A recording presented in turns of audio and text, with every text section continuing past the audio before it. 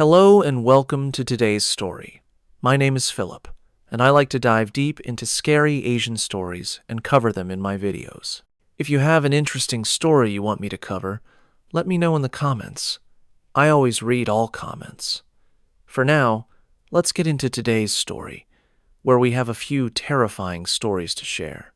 One of them takes us to the city of Shanghai, where an elegant building hides a century of secrets behind its brick facade.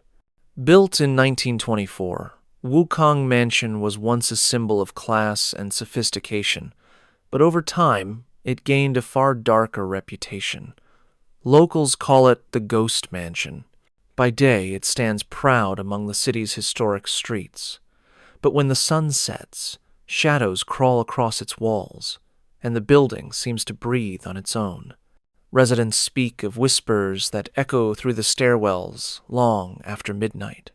Voices too faint to understand, yet too close to ignore. Lights flicker when no one moves. The elevator doors open to empty floors. And sometimes, just before dawn, a figure appears on one of the balconies standing perfectly still, watching, as if waiting for someone to join them. This is the story of Wukong Mansion and the whispering shadows that never rest. The story begins with a young architect named Li Wei, a man fascinated by old buildings and the secrets they keep. After years of studying abroad, he returned to Shanghai with a single ambition to restore the city's forgotten landmarks and give them new life. When he was offered a chance to survey and redesign part of Wukong Mansion, he didn't hesitate. To him, it was more than a job. It was a dream, a chance to leave his mark on a piece of living history. But from the moment he stepped through the front doors, something felt wrong. The air inside the lobby was heavy, thicker than the humid air outside. The marble floors gleamed under dim lights that flickered every few seconds, as if the building was struggling to stay awake. The walls were lined with photographs of the mansion through the decades, elegant women in kippaos, soldiers in uniform, diplomats smiling over banquets. Yet every photograph seemed to share one eerie detail: a shadow in the corner, too distinct to be a trick of light, but too vague to identify. The caretaker, an elderly man named Mr. Zhang, greeted him quietly. His posture was stiff, his expression unreadable. He handed Li Wei the keys to one of the empty apartments and said, almost as a warning, "If you hear whispers at night, don't answer." Li Wei laughed it off, assuming it was just an old superstition. After all, he was a man of logic, not folklore. The apartment was small but elegant. Tall windows looked down over the street where cars crawled through the night, their headlights slicing through the fog. The floorboards creaked under his feet, and every sound, the wind, the hum of the elevator, the faint ticking of the radiator seemed amplified, as if the building itself was listening. He unpacked his things, rolled out the blueprints, and began sketching notes under the faint glow of a desk lamp. Yet, as he worked, he couldn't shake the feeling of being watched. The reflection in the window almost seemed to move on its own, the light bending slightly, the darkness behind him shifting like something alive. When he turned around, the room was empty. That night, sleep came in fragments. Somewhere between waking and dreaming, Li Wei heard soft footsteps pacing just outside his door, slow, deliberate, too heavy to be imagination. Then came a whisper. A woman's voice, faint and broken, murmuring words he couldn't understand. When he opened the door, the hallway was deserted. Only the faint hum of the elevator echoed through the stillness. In the morning, Mr. Zhang avoided his eyes. When asked if anyone else was living on that floor, the caretaker hesitated before replying, "Not anymore." Li Wei brushed it off again, though unease lingered like a taste. He couldn't swallow. He returned to his work, determined to finish the project. But as the days passed, he noticed strange details. A faint handprint on the window glass that reappeared no matter how many times he wiped it away. The smell of perfume that drifted through the air, though no one had been there, and the elevator that stopped at the 7th floor each night at exactly 3 a.m, opening to an empty shaft filled with cold air. Outside, the city continued to move, horns blaring, lights flashing, people rushing, but inside Wukong Mansion, time felt different.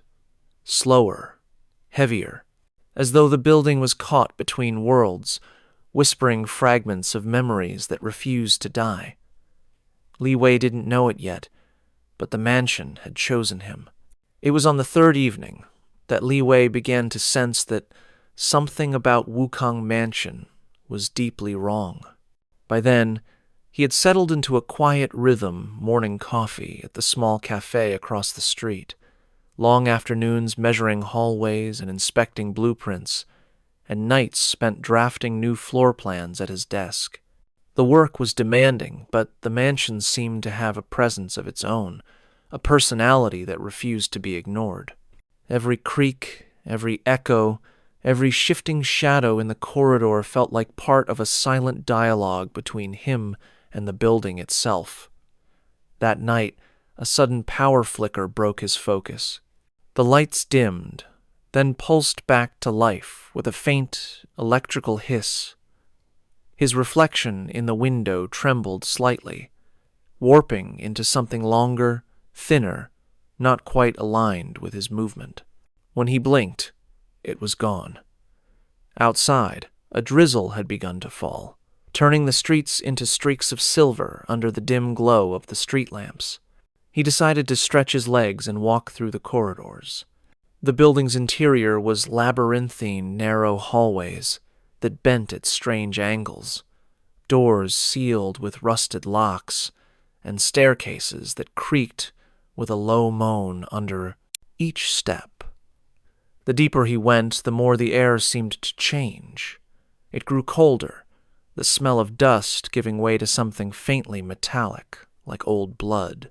As he turned a corner, he saw a woman standing at the far end of the hallway. Her back was to him. She was dressed in a pale gray cheongsam, her hair neatly pinned, her posture perfectly still. Li Wei hesitated, startled. He hadn't seen any other tenants during his stay. "Excuse me," he called out softly. "I didn't mean to startle you. I'm working on the restoration project." The woman didn't move. For a moment, the only sound was the faint hum of the lights above.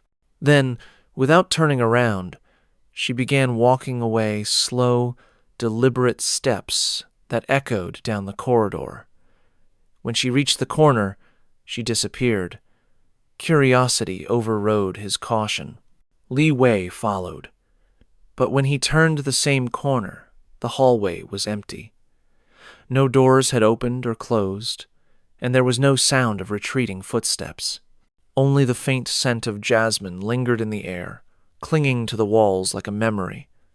He returned to his apartment unsettled, but tried to rationalize what he'd seen. Maybe it was another resident, or perhaps a reflection, distorted by the dim lighting. He poured himself tea and sat by the window, watching the rain streak down the glass. Yet, when he looked down at the street below, he froze. There, on the 7th floor balcony, directly across from his window, stood the same woman. Her face was turned toward him now, pale, expressionless, her lips slightly parted as if whispering something he couldn't hear. Before he could move, the lights in his apartment flickered again. The reflection of the room wavered, and for a heartbeat, he saw her standing behind him, her shadow overlapping his. He spun around. The room was empty. The tea spilled across his notes, the air cold enough to make him shiver. The next morning, Li Wei found Mr. Zhang sweeping near the lobby. He asked if there were any tenants living on the 7th floor. The caretaker's broom stopped mid-sweep. "That floor has been empty for years," he said quietly. "We keep it locked. Too many accidents." "What kind of accidents?" Li Wei pressed. Mr. Zhang hesitated, eyes darting toward the elevator before replying. "People saw things, heard things. One woman jumped from the balcony, said her reflection pushed her." His voice dropped to a whisper. "You shouldn't go near there after dark." Later that day, while examining an old storage room near the stairwell, Li Wei found something that deepened his unease. An old photograph, half buried beneath a pile of discarded frames. It showed a group of residents standing proudly on the very same balcony he'd seen the woman on. And there she was, unmistakably, in the front row, the same pale gray dress, the same stillness in her eyes. The photo was dated 1942. When night fell again, Li Wei couldn't sleep. The wind outside howled through the narrow alleys, rattling the windows. Around midnight, the elevator bell rang a single chime echoing through the silence. He glanced at the display from his doorway. The numbers were descending. 8, 7, 6, 5, then back up again. 6, 7, 8. The elevator was moving on its own. Then, the lights in the hallway dimmed to a soft orange glow, and faintly, from somewhere above, came the unmistakable sound of footsteps pacing back and forth, slow, rhythmic, heavy. Li Wei tried to ignore it, but as the hours crawled by, the sound seemed to draw closer. Sometimes it was above him, sometimes beside the wall. Once, he could swear it was right outside his door. When he finally dared to look through the peephole, he saw nothing but darkness. But later, when he reviewed the photographs he'd taken for his restoration notes, his breath caught. In one of the pictures of the 7th floor corridor, a faint silhouette appeared near the edge of the frame. A woman's outline, blurred, but unmistakable. Her head tilted slightly, her body facing the camera, as if she knew she was being watched. That was the moment Li Wei stopped thinking of Wukong Mansion as just another building.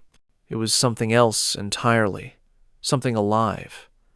Over the next few nights, Wukong Mansion seemed to close in around Li Wei. Every time he tried to focus on his restoration plans, something interrupted a faint hum in the walls, the elevator doors opening on their own, the soft murmur of voices that stopped the instant he turned his head. The building no longer felt abandoned. It felt awake. On the 5th day, a new face appeared, a woman in her late 30s named Mei Lin. She claimed to be a journalist writing an article about Shanghai's historic architecture. Her demeanor was calm, almost too calm, her questions deliberate. She asked about his project, the layout of the building, and whether he had experienced anything unusual. When Li Wei hesitated, she gave a knowing smile. "You've heard them, haven't you?" The whispers. They always start before someone sees her. Her tone carried a quiet certainty that unsettled him. When he asked who she meant, Mei Lin's smile faded. "The woman on the balcony," she said softly. "She died in 1942. They say her spirit lingers, whispering to the living, searching for someone who'll listen." Then, almost as an afterthought, she added, "Be careful what you listen to." The mansion remembers. That night, Li Wei noticed the elevator panel behaving strangely again. No matter which floor he pressed, it always stopped at 7. The doors would open to an empty hallway lit by a single flickering bulb. The scent of jasmine would drift inside, faint but unmistakable. One time, as he stood frozen in the elevator doorway, he heard a soft, drawn-out exhale, like someone standing just behind him. When he spun around, the elevator was empty. Sleep became impossible.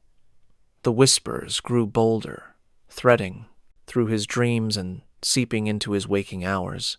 They spoke in fragments, laughter, gasps, half-finished sentences that faded before meaning could form. He began recording the sounds at night, hoping to prove they were the building's acoustics, maybe the plumbing or old wiring. But when he played the recordings back, there was something else, a low voice murmuring his name. The following morning, he brought the recordings to Mr. Zhang. The old caretaker's face went pale. Without saying a word, he reached into a drawer and took out a small wooden amulet carved with ancient symbols. "Keep this with you," he said firmly. "She's noticing you now." Li Wei frowned. "Who is she?" "The first one who died here," Mr. Zhang whispered. "A woman named Lin Hua. She lived on the 7th floor with her husband, a foreign officer. They fought the night she died. He was found hanged in the bathroom days later. Some say she jumped. Others say she was pushed. But ever since then, people hear her voice calling out from the walls. That evening, as rain lashed against the windows, Li Wei received a call from Mei Lin. Her voice was trembling. "You need to get out," she said. "Something's happening tonight. Don't go near the 7th floor." Before he could respond, the line went dead. An uneasy silence followed. Then, without warning, every light in the building flickered and went out. The air filled with the deep groan of the elevator descending, the sound echoing through the stairwell. Li Wei grabbed a flashlight and stepped into the corridor. The beam cut through the darkness, illuminating dust motes suspended in the still air. He followed the faint hum of the elevator, each step creaking under his weight. When he reached the 7th floor, the elevator doors stood wide open. The interior lights were dead. Yet, in the weak glow of his flashlight, he could see footprints wet, bare footprints leading from the elevator toward the fromna end of the hall. He followed them cautiously until they stopped outside the door of apartment 707, the one listed as sealed and unoccupied. The door was slightly ajar. A draft of cold air brushed against his face, carrying the scent of jasmine again. His flashlight flickered as he pushed the door open. Inside, the apartment was frozen in time. Dust-covered furniture, curtains half torn, and a table still set with cracked porcelain plates. On the wall hung a large mirror, its surface darkened and warped by age. As he stepped closer, the reflection in the mirror seemed to shimmer, faintly delayed, as though it were thinking before responding. Then, slowly, another figure appeared beside his reflection, the same woman in the gray cheongsam, her face blurred, but her eyes perfectly clear. Li Wei stumbled back, his flashlight clattering to the floor. When he picked it up again, the room was empty. Only the mirror remained, reflecting nothing but his own pale, shaking face. He fled down the hall, heart pounding, but as he reached the stairwell, he saw someone standing by the elevator, Mei Lin. Her clothes were soaked through, her expression tense. "I told you not to come here," she said. "You shouldn't have answered her call." Before he could speak, the elevator dinged softly. The doors slid open to reveal no one inside, only the faint sound of whispering like a conversation between ghosts. Mei Lin's gaze shifted to the darkness within. "Once she knows your name," she said quietly, "she won't stop until you join her." The doors closed again. The whispering stopped. But Li Wei's name seemed to linger in the air long after, repeating softly through the walls, as if the mansion itself had learned it. Li Wei barely slept that night. Every sound inside Wukong Mansion seemed to come alive, the moan of the pipes, the distant hum of the elevator, the slow creak of the wooden beams that seemed to echo like footsteps. He sat at his desk. The amulet Mr. Zhang had given him clutched tightly in his palm. But no amount of superstition could calm the dread tightening in his chest. He needed answers. At sunrise, he found Mr. Sung, Zhang outside sweeping the courtyard. The caretaker looked as though he hadn't slept either. When Li Wei told him what had happened, the woman in the mirror, the footprints, the voice whispering his name, Zhang's expression darkened. "You should leave," he said. "Once the mansion takes notice, it doesn't forget." "I can't just leave," Li Wei insisted. "Something is wrong with this place. Someone needs to understand what's happening." The caretaker sighed and motioned for him to follow. They descended into the basement, a part of the building Li Wei hadn't seen before. The air grew colder, and the smell of damp earth filled the narrow corridor. Zhang stopped at a heavy metal door, rusted and scarred. He unlocked it slowly. Inside, rows of old records and faded documents filled the shelves, blueprints, tenant logs, and yellowed photographs. This building, Zhang said quietly, wasn't just a residence. During the occupation, it was used by military intelligence. People were brought here for questioning. Some never left. Their pain stayed. Li Wei scanned the files. Many names were crossed out, replaced by a single red stamp, deceased. But one file stood out. Linhua Apartment, 707. Inside was a black and white photograph of the woman in the cheongsam. The same hollow eyes, the same still expression. Beneath it, a handwritten note read, "Died on premises, cause undetermined." Zhang continued.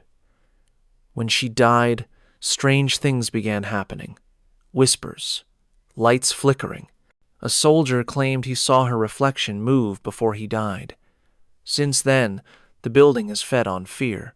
Every time someone dies here, the lights flicker, and she appears again."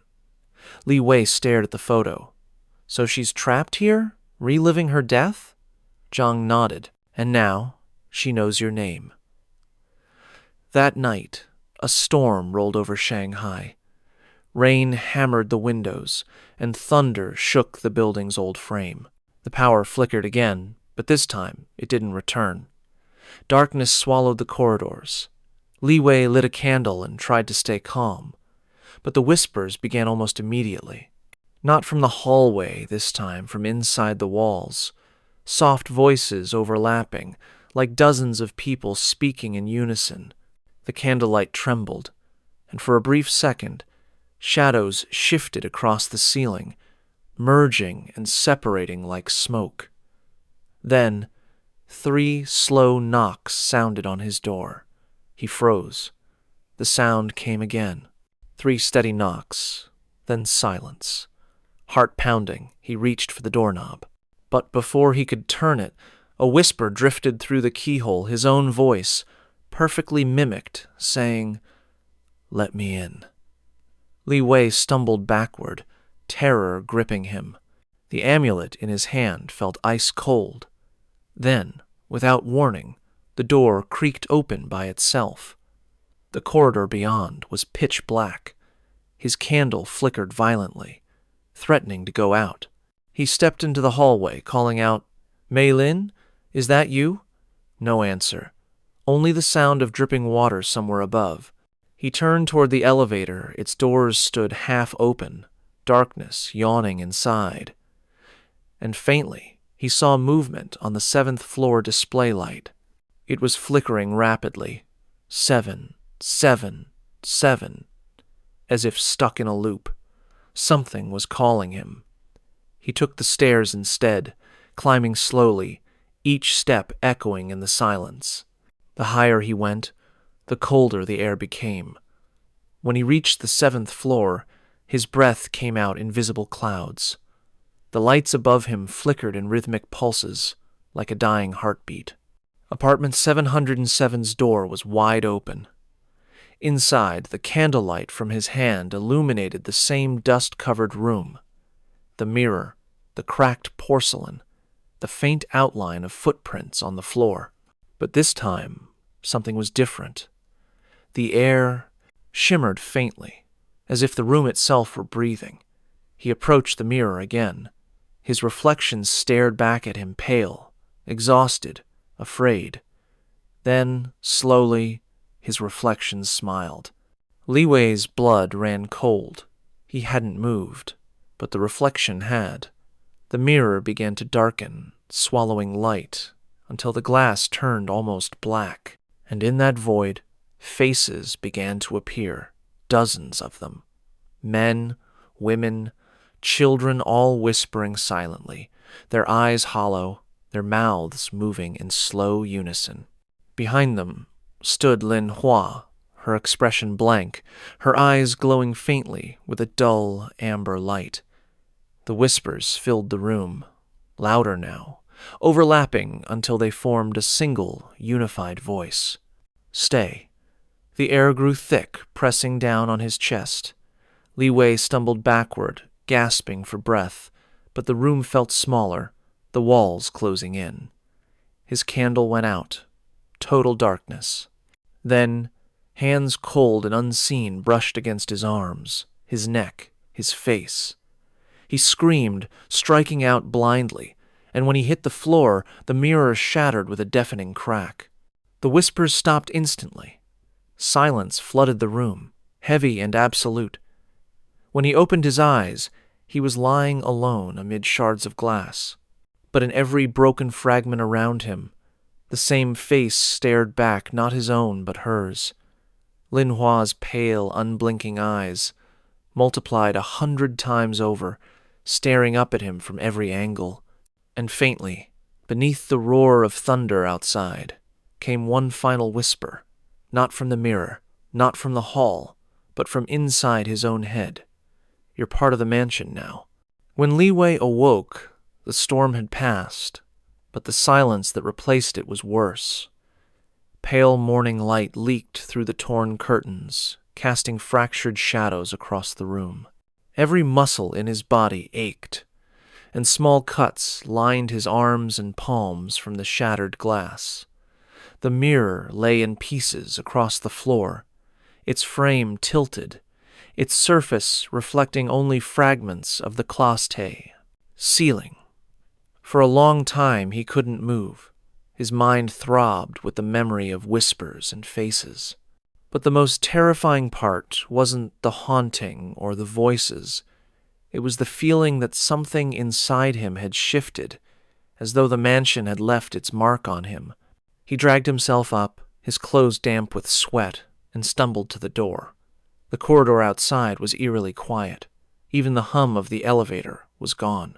He took the stairs down to the lobby, each step echoing like footsteps in a crypt. When he reached the ground floor, the caretaker, Mr. Zhang, was waiting for him, sitting silently behind the reception desk, staring into nothing. When Li Wei called out, Zhang slowly lifted his head. His eyes were bloodshot, and his face seemed older, as if he had aged overnight. "You went back there, didn't you?" he said in a trembling voice. "You saw her." Li Wei nodded weakly. She tried to pull me in.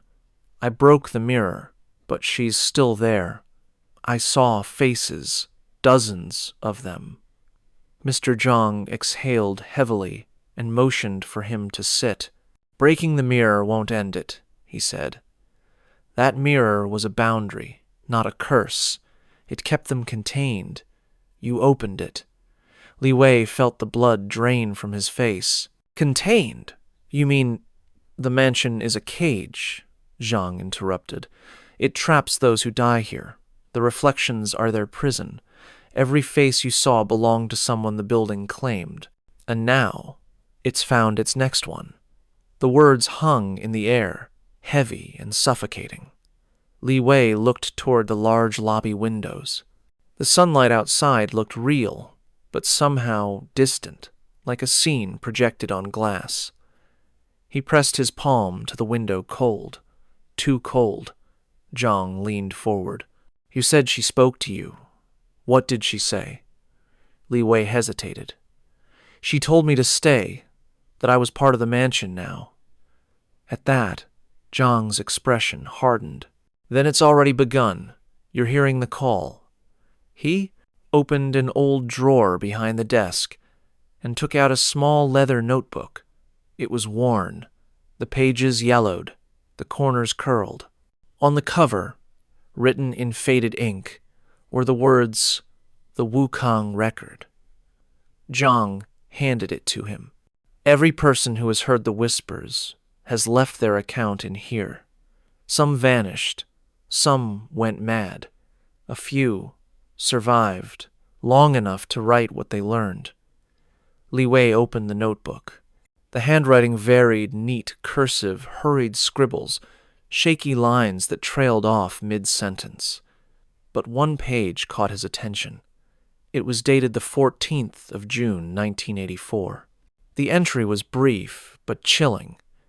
"They speak through mirrors because that's where they died. Not the body, the reflection. When they saw their own death, their souls stayed behind." Li Wei's pulse quickened. That woman, Lin Hua, she must have seen herself die. Zhang nodded grimly. She was found beneath her balcony, but her reflection remained in the mirror upstairs. Since then, anyone who mocks her or disturbs her room becomes part of her reflection. The building remembers every soul that looked upon her. The realization hit Li Wei like a wave. The reflection that had smiled at him, it wasn't just an illusion. It was his death replaying in advance, waiting for him to step through the boundary. He closed the notebook and looked up. "Then how do I stop it?" Zhang's voice dropped to a whisper. "You can't stop it. The mansion doesn't let go once it marks you, but you might delay it." He slid a small glass vial across the counter, filled with thick, blackened ash. "This is from the incense burned during the old exorcisms. Spread it around your room. Don't speak to any reflections. Don't answer when you hear your name." Li Wei clutched the vial tightly, but even as he tried to focus on Zhang's words, something in the reflection of the lobby window caught his eye. There, faintly, just behind his own image, stood Lin Hua. Her outline was barely visible, as if pressed against the glass from the other side. Her lips moved, forming silent words. Then, for a split second, he heard her voice, soft and almost tender. "Help me." He blinked, and she was gone. Zhang's face drained of color. "She's calling to you. Don't listen. That's how she draws you in." But the voice echoed in Li Wei's mind long after he returned to his apartment. The air inside felt thicker, heavier, every shadow a little too dark. He scattered the ash around the door frames and mirrors as Zhang had instructed, yet the whispers continued softer now, but constant, weaving through the silence like the pulse of the building itself. He sat on the floor, exhausted, staring at the shards of the broken mirror still lying across the room. In each tiny fragment, his reflection blinked a second, too late. And then, slowly, one of the fragments began to move on its own tilting, aligning with another piece, until they formed part of a face. It was hers again. Only this time she wasn't whispering. She was smiling, and behind her smile, faintly visible in the reflection's background, were the outlines of other figures' faces he recognized from the notebook, each one watching, waiting, as if expecting him to join them. That was when Li Wei finally understood. Wukong Mansion didn't just trap spirits. It fed on them on every reflection, every whisper, every terrified breath. And now, it had found a new soul to keep its hunger alive. The next morning, the building was alive again, lights flickering, the elevator humming, footsteps echoing in the halls. But Li Wei couldn't tell if it was real or just another illusion. His memories of the night before were fractured, dreamlike. He remembered the mirrors shifting, the voice pleading for help, and the faces pressing closer, desperate to be seen. He packed his things in silence. The air around him was colder than ever, carrying that same faint scent of jasmine as he zipped his bag shut, he caught sight of his reflection in the window, exhausted, pale, trembling. But then it blinked, twice, out of rhythm, heart racing. He turned away. He didn't look again. He just left. Downstairs, Mr. Zhang wasn't at the front desk. The chair sat empty, the broom resting against the wall. The lobby clock had stopped at 3:07 a.m. Li Wei stepped into the street, the morning sun spilling over Wukong Mansion's red brick facade. From the outside, it looked normal, elegant, timeless, harmless. People passed by without a glance. For a moment, he allowed himself to breathe. Maybe he could leave it all behind. Maybe it was finally over. Then his phone buzzed.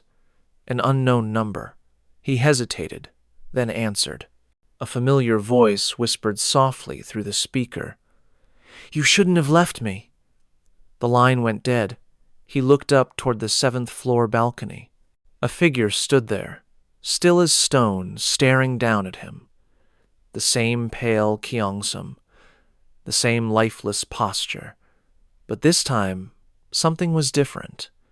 The figure's face was his.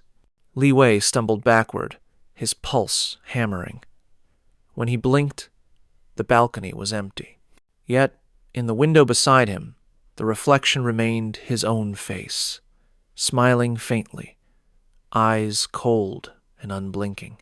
And as he turned to run, the lights of Wukong Mansion flickered once more, one by one, from the ground floor to the 7th, until the entire building glowed in silence.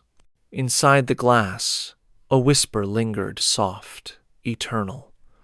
Welcome home. Each story tonight reveals another side of the same darkness that lingers across Asia.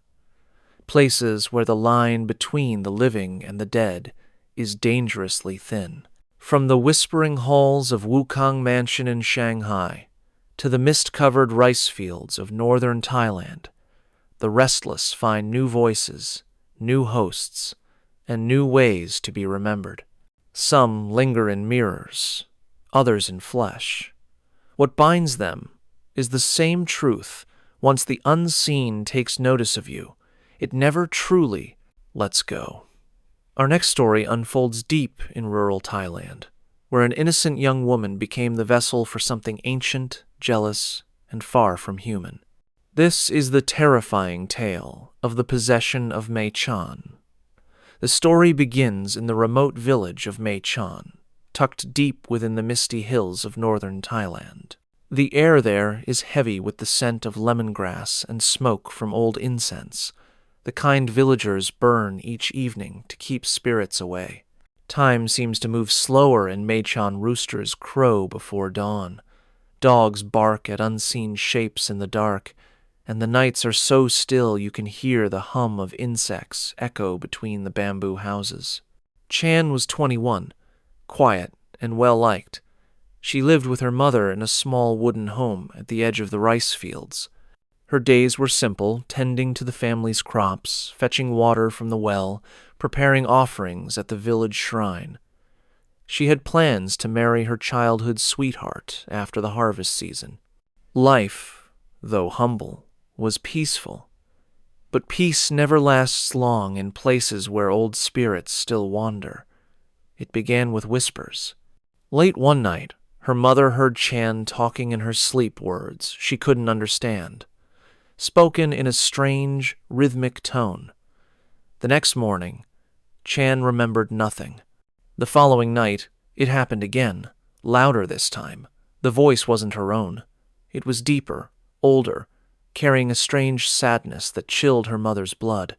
Days passed, and the changes grew harder to ignore. Chan would stop mid-sentence, staring blankly at something no one else could see. At times, she spoke in a dialect long forgotten, one even the elders couldn't recognize. Then came the physical changes, her body twitching and contorting in sharp, unnatural movements, as though something inside was trying to take control. The villagers whispered about curses and wandering ghosts. Some said she had offended a spirit near the rice fields. Others claimed she had been chosen, by something that wanted to live again through her. Her mother sought help from the local temple, where an elderly monk named Fra Somchai agreed to visit their home. When he arrived, the air inside felt colder than outside. The smell of burnt incense hung thick, and in the corner of the room, Chan sat cross-legged on the floor, her hair covering her face. Her breathing was slow, deliberate. The monk spoke softly, asking who was with her. She looked up, and for a moment, her eyes didn't look human. That night, the entire village gathered outside the house, watching as monks began their prayers. The sound of chanting filled the air, rising and falling in waves. Dogs howled from the nearby fields. Then, without warning, every candle in the room flickered violently before going out. The lights of the temple across the road burst one by one, glass scattering like rain. When the villagers rushed inside, Chan was standing, but her body was twisted at impossible angles, her spine arched backward, her hands trembling in the air as though pulled by invisible strings. Her voice came through in a deep, guttural tone that no one recognized. Her mother screamed. The monks continued to chant, their voices trembling, and then Chan's feet lifted off the ground. For a few seconds, she hovered there, her eyes rolling white, her head thrown back. The temperature dropped sharply, the breath of every onlooker turning to mist. When she finally collapsed, the chanting stopped. Her body was still, and then, barely audible, she whispered a name, Phai May Nak. The name sent a ripple of fear through the crowd.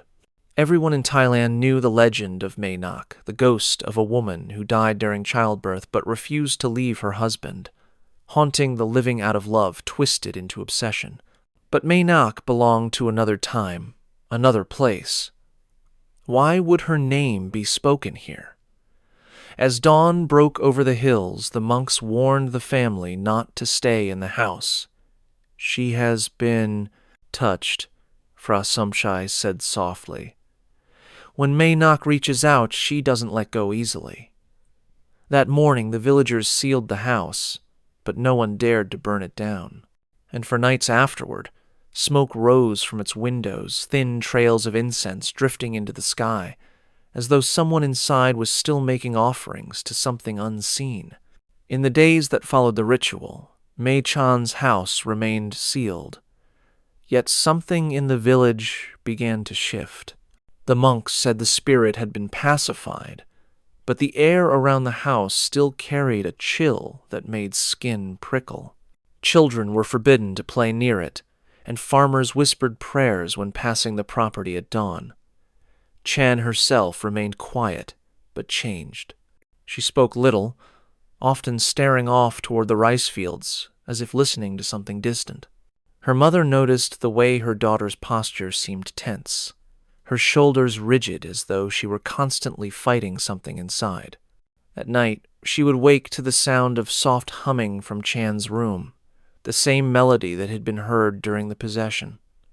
One afternoon, the temple summoned her for a follow-up blessing. The monks gathered in the courtyard, their saffron robes glowing under the sunlight, incense curling upward like faint spirits of smoke. When Chan arrived, the chanting began. For a while, everything seemed calm, but then, without warning, the flame of the main candle in front of the altar stretched upward long, thin, unnaturally still. The air thickened. Every monk felt it. Fra Somchai paused mid-chant, his brow furrowed. "Something is wrong," he murmured. Chan's eyes were open, unblinking. Her lips began to move, forming words too faint to hear. Then her voice changed lower, rougher, carrying the same echo from before. "You tried to take me," she whispered, "but I am still here." The monks exchanged uneasy glances. Fra Somchai ordered the others to continue chanting louder. The wind picked up, scattering flower petals from the altar, and the temple bells began to sway on their own. When it was over, Chan collapsed again. But this time, when she woke, she smiled calm, almost serene. She claimed she remembered nothing, but her voice had an odd lilt, a tone that didn't sound entirely her own. Her mother, desperate to believe she was cured, took her home. But as they approached the house, Chan stopped suddenly at the gate. "Someone has been here," she said. Her tone was cold, detached. Her mother frowned. "No one has come near. You know that." Chan tilted her head slightly, her eyes fixed on the door.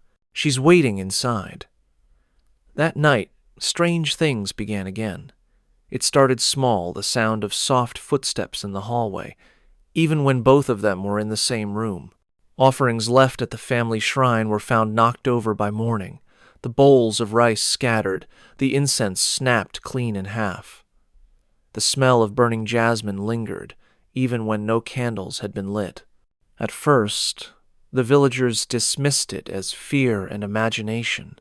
But one evening, a neighbor passing by claimed he saw a woman standing behind Chan through the window, her figure faint, dressed in traditional Thai mourning clothes, her face hidden behind long black hair. When the neighbor called out her name, the figure turned slowly toward him. He swore later that her eyes were empty sockets. He never walked that road again. Chan's mother tried to seek help once more, but the monks hesitated.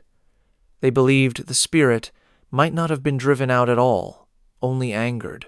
Fra Somchai suggested they perform a cleansing ceremony for the entire village, fearing that Maynok's spirit had attached itself to more than one person. But something didn't feel right. Chan no longer seemed afraid.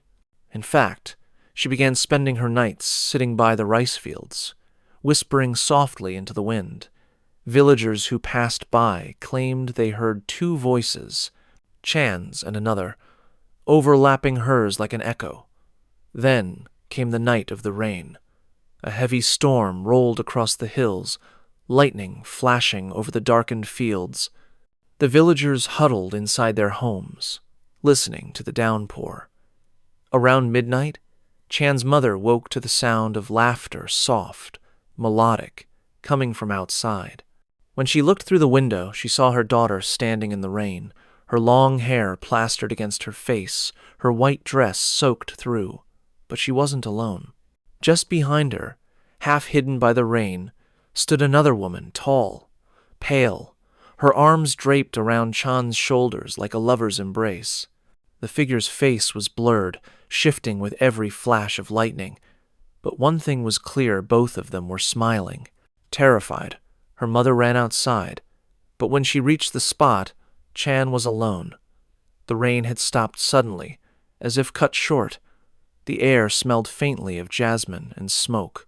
Chan turned slowly to face her mother, her expression calm. "She says I belong to her now," she whispered. Her mother took her hand. It was ice cold. From that night onward, Chan began lighting incense at odd hours, sometimes at midnight, sometimes before dawn, always facing the same direction, toward the temple. She murmured prayers that no one taught her, in that same ancient language no one could translate. The monks returned days later to investigate. The moment they stepped into the house, one of them froze. "This scent," he said, "it's the same we smelled at Wat Mahabat Maynok's shrine." Frasomchai's face went pale. "Then she has traveled," he said quietly. "She's not bound to her grave anymore." The villagers didn't understand what that meant, but one by one they began leaving offerings at the edge of the rice fields. Even the bravest among them avoided the path near Chan's house after sundown. For in the stillness of night, when the frogs fell silent and the wind stopped moving, they could hear her voice carried through the fields, singing softly, as if to soothe someone unseen. And sometimes, if you listened long enough, another voice answered back. The haunting did not fade with time, it deepened. In Meichan village, everyone spoke in whispers now. The elders warned their grandchildren not to look toward the rice fields after dark. The air there carried a strange hum, almost like breathing. Chan's mother grew thin with worry. Each night she watched her daughter retreat further into something unrecognizable. Chan no longer responded to her name. She would wake before dawn, step into the mist, and walk barefoot across the fields, her dress dragging through the mud. When her mother tried to follow, the path would vanish into the fog, as if the world bent itself to hide what was happening. One morning, after another sleepless night, a stranger arrived in the village. He introduced himself as Venerable Arun, a traveling monk who had heard of the haunting from a nearby temple. Unlike the gentle, aging monks of Mei-chan, Arun carried a colder presence. His eyes were sharp, his voice deliberate, and his robes marked with strange symbols older than any Chan's mother had seen. When he entered the house, the temperature dropped instantly. The flame of the oil lamp flickered out. "The spirit that lingers here is not merely Mei-nak," he said after a long silence. "It's something older, something that wears her face." The villagers who gathered outside murmured in fear. Fra Somchai, the elder monk who had led the first ritual, frowned deeply. "You speak of deception," he said, "but Mei-nak is a known spirit. Her sorrow is human." Arun turned to him. "Grief does not float this far north. What you feel here is imitation, an echo that learned to feed." That night, they agreed to conduct another ritual, this time under Arun's guidance. As they prepared, he warned them, "No one must speak her name. To name her is to invite her." The ritual began at midnight. Dozens of candles encircled Chan, who sat motionless in the center of the floor. Her eyes were closed, her lips moving silently as if already in prayer. Outside, the wind began to howl, rattling the wooden shutters. Arun's chants were different from the ones before lower, rhythmic, almost like a heartbeat. Then Chan opened her eyes. At first, they were normal. Then they rolled upward, the whites showing, her mouth stretching into an unnatural smile. Her voice broke through the chanting, deeper and sharper. "You brought another monk," she hissed. "He thinks he understands me." The wind roared. The candles flared, then died. In the darkness, her voice echoed from every wall.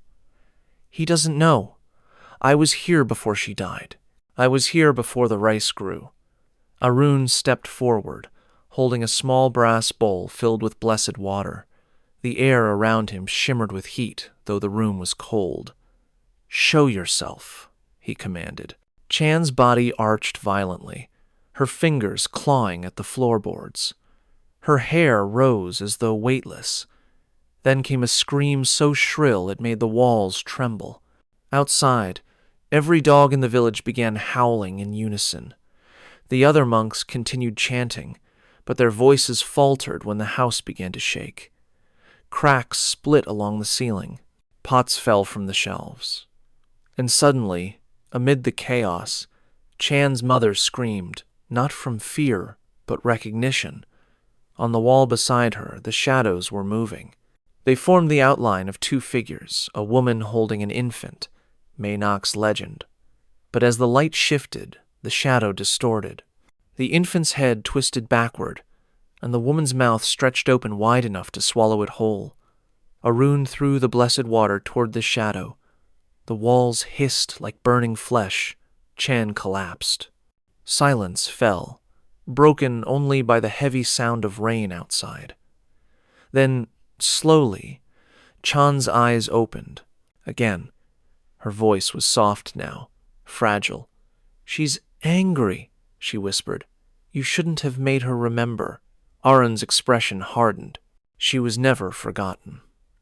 The next day, the village awoke to find every offering left at the temple scattered and burnt. Monks discovered footprints leading from the shrine back toward Chan's house. Not barefoot prints, but long, narrow ones that looked like they were left by something walking on the tips of its toes. Fra Somchai confronted Arun, demanding to know what he had done. You said the ritual would contain her, he argued. Arun stared toward the rice fields. Contain her, he murmured. I only woke her. Now we know what she truly is. That evening, thunder rolled across the hills again. The villagers locked their doors, whispering prayers into the dark. But from the fields came faint, singing a woman's voice, soft, mournful, yet full of something hungry. Chan's mother sat by the window, trembling, clutching the last unburned candle in her home.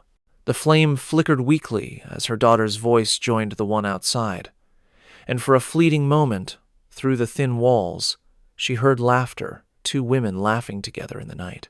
The monks refused to return after that.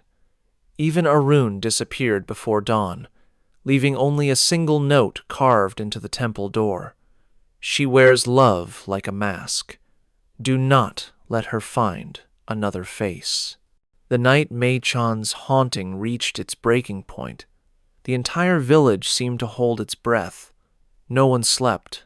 No dogs barked. Even the wind outside the bamboo houses had gone still, as if the land itself was waiting for something to happen. Chan's mother sat by the window, clutching a prayer bead until her knuckles turned white. Her daughter had not spoken all day.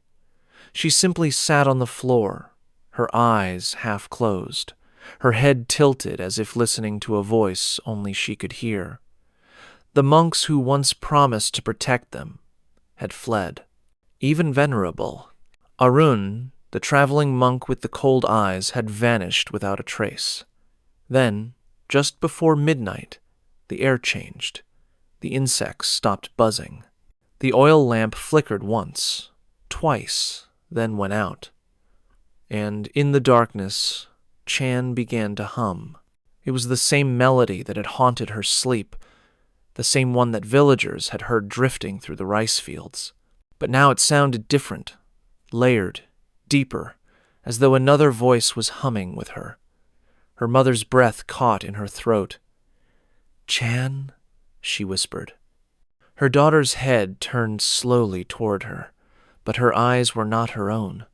They were clouded over, almost translucent, reflecting faint light that didn't exist. When she spoke, her voice carried an echo, two tones overlapping her own and something older. "She remembers you," the voice said. Her mother froze. "Who?" Chan smiled, but it was wrong, stretched too far, trembling at the corners. The one who waited for her husband, the one who lost her child, the one who learned to hate the living. As she spoke, a loud knock echoed through the house, 3 steady thuds at the door. Her mother stood slowly, her hands shaking. "Who's there?" No answer. The knocking came again, harder this time, the wooden frame splintering slightly with each hit. Then the latch rattled. Something was trying to come in. Chan rose to her feet, her movements stiff and jerky. "She's here," she whispered, almost gleefully. "She found me." The door burst open. Wind tore through the room, scattering ash and incense across the floor. The flame of the small altar ignited by itself, burning bright blue. For an instant, her mother saw a shape in the doorway, a woman's silhouette, tall and thin, draped in white. Her long hair swayed as though underwater. Every instinct screamed to look away, but she couldn't. The figure's face came into view, pale skin stretched tight, eyes sunken, lips cracked and trembling, as if trying to speak. But what came out was not a word. It was a scream. Every window shattered at once. The room filled with a pressure so heavy it drove her mother to her knees. Chan stood motionless, her head tilted back, her mouth open wide as if drawing the sound inside her. The two voices merged into one, the dead and the living, fusing into a single horrible harmony. Then, just as suddenly, silence. Chan's body fell limp, hitting the floor with a dull thud. Her mother crawled toward her, sobbing, shaking her by the shoulders. "Chan, Chan, wake up!" But her daughter's eyes were still open, and from somewhere behind her another voice whispered, "She is awake." Her mother turned, and there, standing in the corner of the room, was Chan. Not the one she held, but another. Identical in every way, except her eyes glowed faintly gold. The other Chan on the floor began to twitch violently, gasping for air as her double stepped forward. The room flickered between candlelight and shadow, the air pulsing like a heartbeat. Her mother screamed and stumbled back, her mind breaking under the sight of two identical daughters, one breathing, one smiling, both impossibly real. The spirit spoke through both mouths now, the words overlapping, "You tried to free her. You only opened the door." The ceiling groaned. Cracks spread across the walls. From every corner of the house came the faint sound of crying, not from humans, but from infants. The cries grew louder, dozens of them, echoing through the floors and walls, drowning out every other sound. Her mother covered her ears and wept, praying for it to stop. The two Chans moved together now, perfectly synchronized, their heads turning in the same slow, jerking motion. Then, one of them began to laugh low and hollow, the sound of someone remembering something terrible. The laughter stopped abruptly as the real Chan, if she still was, spoke in a trembling voice. "Mother, she's showing me where they buried her child." She fell forward onto her hands, clawing at the floorboards. Here, beneath the house, she never left. Her mother, terrified, joined her, pulling away the wooden planks until the dirt beneath was exposed. The scent that rose from it was thick and sour, and then, buried in the soil, she saw a small, cracked skull, half covered in fabric that looked centuries old. The figure in white appeared again behind them, her body bending at an impossible angle, her hair dragging across the dirt. "You understand now," she whispered. "She never wanted to be saved." The lights flickered once more, then went out completely. The next sound her mother heard was her daughter's voice, soft, childlike, almost at peace. "She says it's my turn." When the storm passed that night, the house stood silent. But the villagers who ventured near at dawn said they saw two figures sitting side by side on the porch, their hair swaying in the wind, both smiling, both humming the same ancient lullaby. The morning after the storm, Meichan village lay under a thick blanket of fog. The air was damp and heavy, clinging to the skin like the residue of a nightmare that refused to fade. No birds sang, no farmers ventured into the fields. Even the temple bells, usually rung at dawn, remained silent. Fra Somchai was the first to arrive at the house. He had returned reluctantly, haunted by guilt for leaving when the family needed him most. The sight that met him froze him in place. The front door hung open, its frame splintered. The altar inside was overturned, incense scattered across the floor. The faint smell of jasmine and burnt oil lingered in the air, mixing with the copper scent of earth and something else decay. He called out for Chan and her mother, his voice trembling. No reply, only the faint rhythmic creak of the wooden porch. When he stepped closer, he saw them, two women sitting side by side, their backs facing him. Their hair was long and black, swaying gently with the morning breeze. For a moment, he couldn't tell which was Chan. "Child?" he whispered. Both heads turned at once. One face was pale, lifeless, her eyes glassy like a porcelain doll. The other smiled faintly, but there was no warmth in it. "She's resting now," said Chan's voice. "She just wanted to go home." Fra Somchai's hand tightened around the prayer beads. "Who are you speaking for?"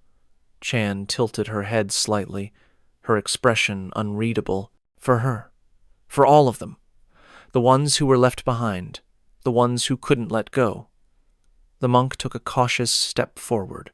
You mean may knock? At that, Chan laughed softly, a hollow, echoing sound that didn't belong to her. You think this is just her? She was only the first one who learned how to stay. When love turns to grief, and grief to envy, it calls something older, something that feeds on the longing of the living. Her mother stirred beside her, still breathing, but barely conscious. The monk reached out to help, but Chan stood quickly, her expression shifting. For a split second, her eyes changed one dark brown, one gray-white, like a cataract. She doesn't want to be alone anymore, she whispered. Fra Somchai began to chant, his voice trembling, but Chan moved toward him slowly, her steps silent. You don't understand, she said. It's not possession, it's inheritance.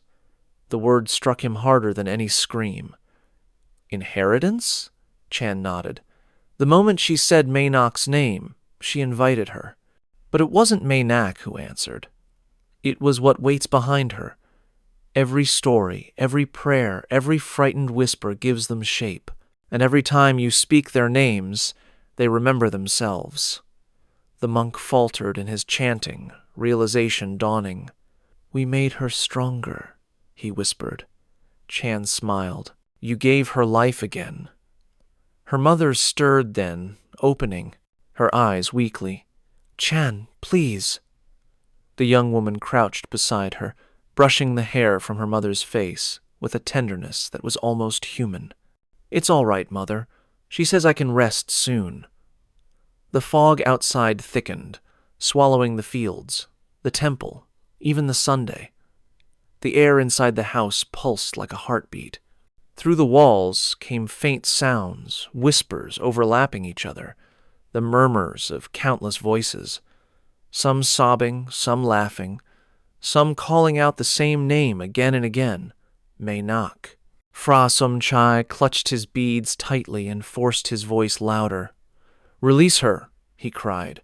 Return to your place. Chan's head snapped toward him. The smile vanished. There is no place for us, she said in a voice that wasn't hers. You built your temples over our graves. You pray to forget us, but forgetting doesn't mean gone. Suddenly, the sound of crying filled the room, the wails of infants, dozens of them rising from beneath the floorboards. The monk dropped to his knees, tears streaking down his face. Spirits of the lost, he whispered. You were not meant to stay here. Chan's voice softened. Then tell him to leave me. Tell him to stop calling. For a moment, he thought she was pleading that somewhere inside, Chan was still fighting. But then her expression changed again, twisting into that too-wide smile. No, she whispered. She's not asking to be freed. She's asking to be found. The walls began to bleed dark streaks of water running down from the ceiling, staining the wood. Outside, the fog pulsed, shapes forming within it outlines of women, dozens of them, all draped in white, their faces hidden by their hair. Fra Somchai realized the horrifying truth. The legend of Maynak was not one ghost. It was a chain. A sorrow passed from one vessel to another, century after century, each woman carrying the weight of the last. Chan was simply the next link. He began to back away toward the door, but Chan's voice stopped him. If I leave her now, she said softly, someone else will take her place. Maybe a mother, maybe a daughter, maybe you. The monk fled, stumbling into the mist outside, chanting prayers that vanished before they reached the air. When the fog finally cleared hours later, the house stood silent once again. Inside, the floor was soaked with water and ash. The 2 chairs on the porch were empty, but the villagers swore that on some nights, when the moon is low and the wind is still, they hear humming from the rice fields 2 voices, weaving together in perfect harmony. And if you listen closely, you can almost hear a third voice beneath them, whispering gently in a language older than any monk remembers the sound of every woman who ever loved too deeply to let go. Weeks later, the fog around Mei-Chen village finally lifted, but no one dared to go near the house again. The monks sealed the path with holy ropes, and the villagers built a bamboo fence around the property. It became a place people avoided. Even the wind refused to pass through it. Chan and her mother were never seen again. Some claimed they left in the night. Others whispered that they were still there, sitting side by side, humming that same eerie lullaby that once echoed through the fields. One evening, a traveling merchant stopped in Mei-Chan, unaware of its story. Seeking shelter from the rain, he followed the faint glow of a lantern across the rice fields. It led him to the abandoned house. The air smelled of incense and jasmine, the door slightly ajar as though waiting for him. Inside, dust covered everything except 2 sets of footprints leading to the porch. He called out, but received no answer. Then he noticed something, a small wooden cradle placed near the altar, swaying gently though there was no wind. Within it lay an old bundle wrapped in silk, as if cradling something unseen. The merchant turned to leave, but a voice stopped him, soft, feminine, close to his ear. "Don't wake the child." He froze. Slowly, he turned back toward the cradle. The silk bundle moved, ever so slightly, as if something inside had just taken a breath. The lantern flickered out. When the villagers found the merchant's cart the next morning, it was still parked by the main road. The rice fields were untouched, but faint footprints, small and bare, led from the fields to the house, and then back again. Now, when the moon turns red over Mei-Chan, locals say you can see a woman and her daughter walking through the fog, carrying a bundle in their arms. Some believe it's Chan and her mother, finally at peace. Others swear they see Mei-Nak leading them, her smile soft, her eyes glowing faintly gold. Either way, no one goes near the house anymore, not even the monks. The deeper we go into these stories, the clearer one truth becomes. Some hauntings are born from love, others from grief, and some from war itself. From Shanghai's restless spirits to the cursed fields of Mei-Chen, the dead never truly fade when their suffering is left unresolved. But in Taiwan, the shadows take a different shape. Beneath Keelung Harbor, history itself has been buried and forgotten. Soldiers who died with orders still echoing in their minds, sealed away beneath the earth, never allowed to rest. Our next story takes us into those tunnels, where silence has weight, and the past still marches in perfect formation. This is the story of the Forbidden Tunnel of Keelung. 2 stories done and 3 to go. I hope you liked the stories so far. When I make these long videos, there are nights where I stay up really late working on them. Tomorrow I will be uploading another video. If you don't want to miss it, please subscribe. It's free, and it would help my channel get some recognition for daily posting. Thank you. Keelung Harbor, in northern Taiwan, is a place where sea mist never seems to lift. The air smells of salt and rust, and every gust of wind carries the distant echo of something metallic: chains, anchors, or perhaps the ghosts of war. Beneath its quiet docks lies a secret the city would rather forget. A network of tunnels carved into the stone hills during Japan's occupation in World War II. Officially, they were built for weapons storage. Unofficially, they were built to bury the evidence of what happened there. Decades later, almost no one dared to go near them. The entrances were hidden by vines, sealed with concrete, and marked by silence. Locals said that every few years someone got curious, a soldier, a thrill-seeker, a historian, and never came back. But curiosity is stronger than fear, and in 1983, a small group of university explorers decided to uncover the truth. Among them was Liang Wei, a photography student with a fascination for forgotten places.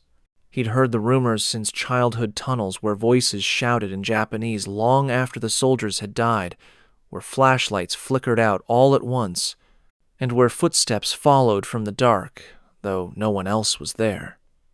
To him, it sounded like a perfect story for his graduation project. Abandoned Taiwan, Echoes of the Past. The group 5 in total met on a humid afternoon near the old harbor. The tide was low, the sky the color of dull steel. The leader, a history major named Shu, carried an old map from the archives, showing a faint outline of where the tunnels once connected to the shoreline. Liang brought his camera, a cassette recorder, and a heavy flashlight that buzzed softly when turned on. They followed the map up a hill, overgrown with banyan roots and thick moss. The ground felt strangely hollow beneath their boots. At the top, they found a rusted iron door half hidden behind a curtain of vines. Someone had painted over it years ago, but the paint had peeled away, revealing old Japanese kanji etched into the metal. Shu smiled nervously. "This is it," he whispered. The air that seeped through the cracks was cold, unnaturally cold, like a breath from a refrigerator. Liang felt it brush against his face, carrying the faint scent of gunpowder and something older, like damp cloth and rot. When they forced the door open, the hinges screamed. Inside, the darkness was complete. Their flashlights cut through thick layers of dust and moisture, illuminating narrow concrete corridors that seemed to stretch endlessly. Rusted hooks hung from the ceiling. Faded warning signs in Japanese were still legible on the walls. The floor was slick with condensation. At first, it was exciting, an untouched piece of history, sealed for decades. Liang snapped photos, his flash capturing glimpses of the past frozen in decay. Piles of sandbags, a collapsed stretcher, old helmets crusted with rust. Shu read out sections of the wall text, translating softly under his breath. Authorized personnel only. No entry without command approval. But the deeper they went, the stranger it felt. The air grew heavier, pressing down on their lungs. Their flashlights began to flicker, though the batteries were fresh. The sound of dripping water echoed in the distance, rhythmic and too deliberate to be random. At one point, Liang stopped to adjust his camera, and in that brief silence, he heard it a single, sharp command, shouted in Japanese. The others froze. The echo rolled through the tunnel like a wave, followed by the faint sound of boots striking concrete. "Did you hear that?" Hu whispered. Liang nodded slowly. "It sounded like soldiers." They waited, but the sound faded back into the dark. No one spoke after that. They pressed on cautiously, the corridor narrowing as they descended deeper into the earth. A thick fog began to gather around their ankles, and their lights reflected off something metallic buried in the dirt ahead. When Liang knelt to clear it, his fingers brushed against cold steel, a bayonet, still sharp. Next to it lay something worse, a human jawbone, teeth intact, half fused with the corroded remains of a helmet. The group fell silent. The air was colder now, their breath visible in the dark. Liang raised his camera again. But as the flash went off, he caught something that made his heart stop, a row of silhouettes standing in the tunnel behind them, motionless, saluting. When he turned, there was nothing there, only the sound of boots marching somewhere deeper inside. At first, Liang told himself it was just the shadows tricks of the flash, reflections bouncing off the wet walls. But something deep in his gut whispered otherwise. The silence that followed the photo felt charged, as if the tunnel itself had drawn a breath and was holding it. Shu broke the tension with a nervous laugh.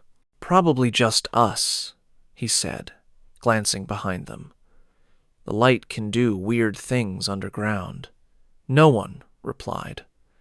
The corridor ahead narrowed sharply, forcing them to move in a single line. Liang stayed near the back, his camera slung over his shoulder, his flashlight trembling slightly in his grip.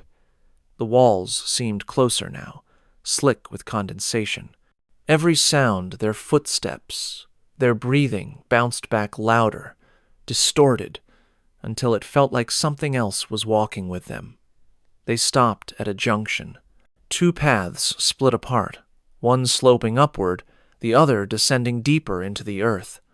The map they had brought was incomplete, its edges burned away by age. Shu hesitated, scanning both directions. "We should stay together," he said. "We'll go down, see how far it goes, then come back." As they descended, the air grew colder.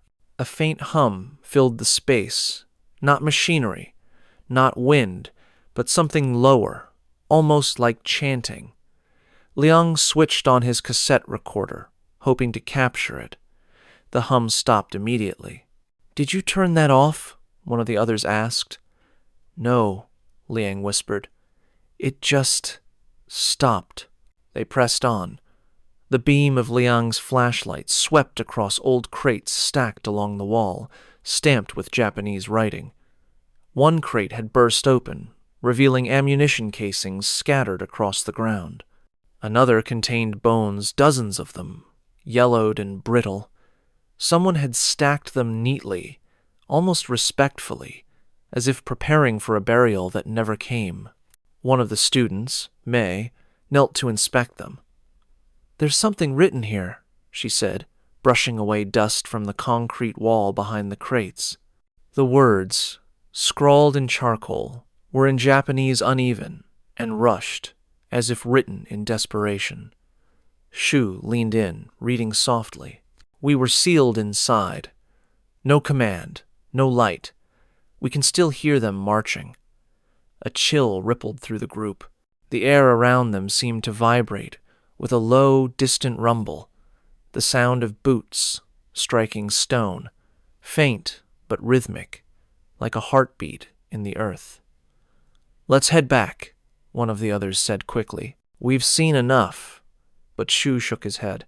"We came this far. If there really are remains, someone should document them. This could be important." They moved deeper, though none of them said a word. The further they went, the thicker the fog became, curling around their legs like smoke. The tunnel began to slope downward until the air turned damp and heavy, carrying the faint scent of rust and seawater. Somewhere far ahead, something metallic clanged, echoing endlessly. Then the lights began to fail. First, Sue's flashlight flickered, then May's, until only Liang's beam remained steady. The darkness around them pressed closer, swallowing the edges of the tunnel. Their breaths came out in pale clouds. Liang raised his camera again. His flash went off a burst of white light, illuminating the tunnel for a fraction of a second. And in that instant, he saw them again. Not shadows this time. Men, dozens of them, standing shoulder to shoulder, their faces hidden beneath corroded helmets, their uniforms soaked and torn. Every one of them stood at attention, rifles clutched tight, staring straight ahead. When the flash faded, the tunnel was empty. Liang's heart hammered. His fingers shook so hard, the camera nearly slipped. "We need to go," he whispered. He's turned toward him and froze. His eyes widened. "Liang," he said quietly, "your shoulder." Liang looked down. Mud, no, not mud, streaked across his jacket sleeve, smeared in thick, dark lines. The smell hit him first. It wasn't soil. It was old blood. May let out a small gasp. "Where did that come from?" Before anyone could answer, the cassette recorder Liang had set on his belt clicked on by itself. The tape began to spin, though no one had touched it. From the tiny speaker came a faint crackle, followed by the sound of static, and then layered beneath it, a voice, short bursts of Japanese. Orders, marching commands. The words were sharp, urgent, filled with authority. Then came the sound of boots. It started faint, a soft, rhythmic march echoing through the dark, but it grew louder, closer, until the vibrations trembled beneath their feet. Liang pointed his flashlight down the tunnel. The beam revealed nothing but swirling fog. Yet the sound was unmistakable, dozens of soldiers advancing toward them. Panic rippled through the group. Someone screamed, "Run!" They turned and bolted, their footsteps slapping against the wet stone. But no matter how far they ran, the tunnel didn't seem to end. The air grew thicker, the walls slicker, the darkness swallowing the light faster than they could move. Then, without warning, the marching stopped. The silence that followed was suffocating. Liang turned off his flashlight for just a moment, hoping his eyes would adjust, but before he could switch it back on, a flash of light filled the tunnel again, not from his camera this time, but from somewhere deep ahead. A single white flare illuminated the space for half a second. In that blinding light, the figures appeared once more closer now. Dozens of soldiers, their eyes hollow, their mouths open in silent screams.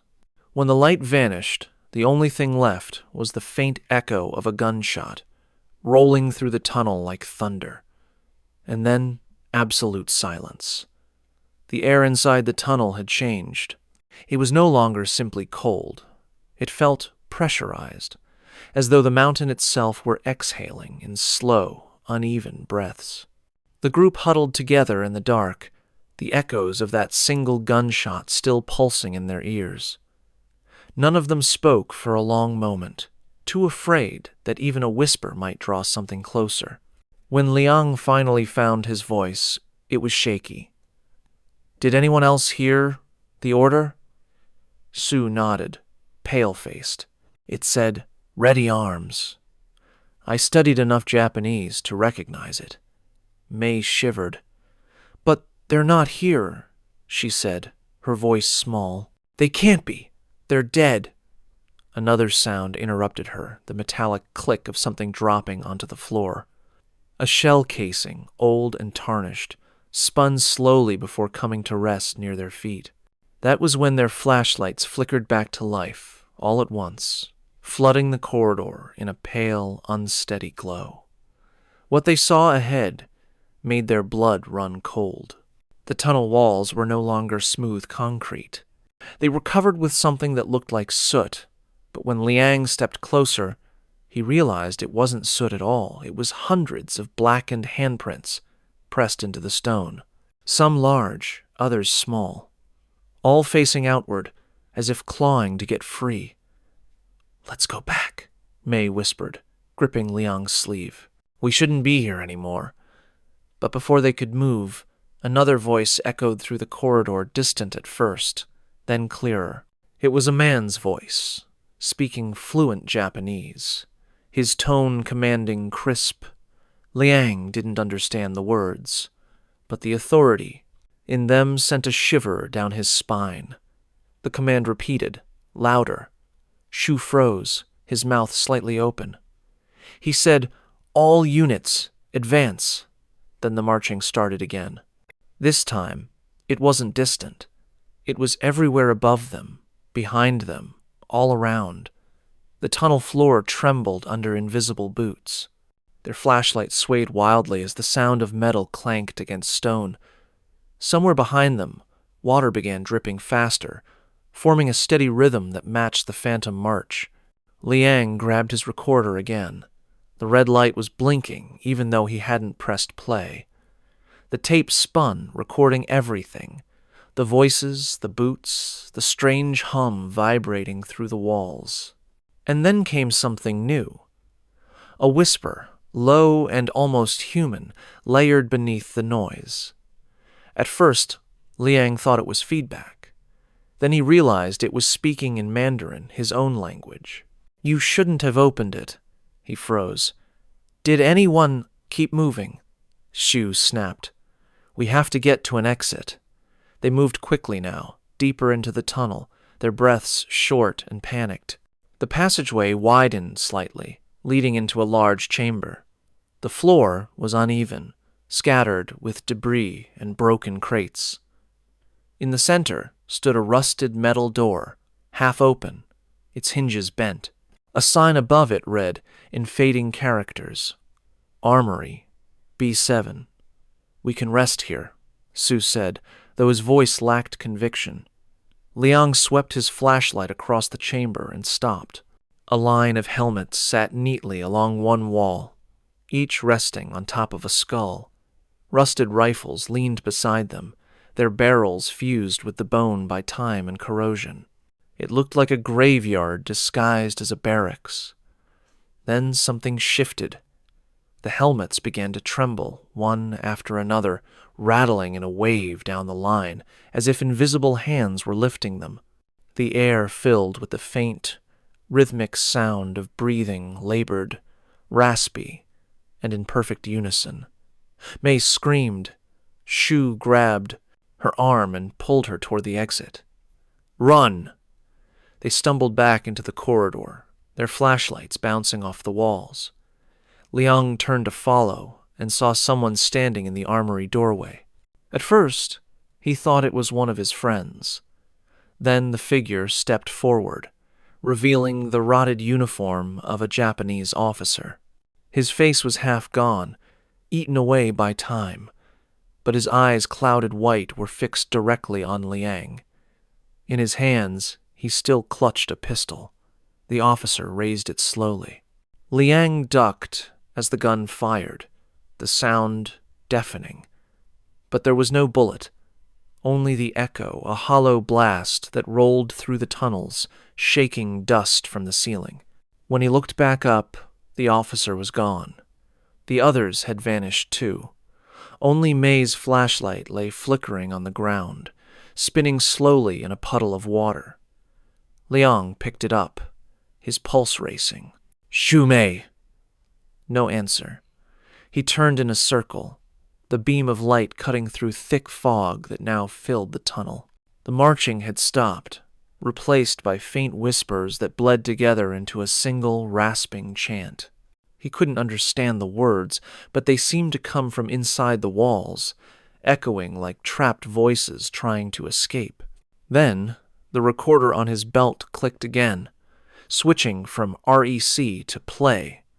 Static hissed, followed by his own voice, except it wasn't his. It was deeper, slower. I told you not to open it. The tape ended with a sound he couldn't mistake the cocking of a rifle, and from somewhere behind him, in the darkness, a voice whispered in Japanese, Fire! The tunnel exploded into noise, shouting, Gunfire! The screams of men dying in the dark. But when Liang turned, flashlight shaking, he saw nothing but empty air and falling dust. Somewhere in the chaos, he realized the truth. The tunnel wasn't haunted by ghosts. It was trapped in a war that had never ended. Liang stumbled through the darkness, his flashlight beam trembling across the tunnel walls. The sound of gunfire still echoed in his skull, ricocheting between stone and bone. It wasn't real, it couldn't be real, but the sharp scent of smoke and gunpowder filled his lungs as if the war had just started again. He shouted for the others, his voice cracking, Shu Mei! His words vanished into the darkness, swallowed by the roar of unseen chaos.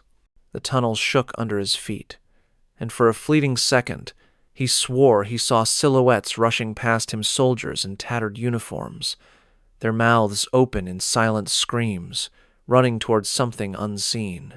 Then everything went quiet. The silence was worse. The air thickened, damp and suffocating. Liang leaned against the wall to steady himself, but his hand came away sticky. He turned the flashlight toward it and froze. His fingers were smeared with dark red streaks. Blood. Fresh. He looked up, and that's when he saw it.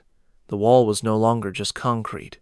It was flesh, pale, veined, pulsing faintly beneath the thin layer of moisture.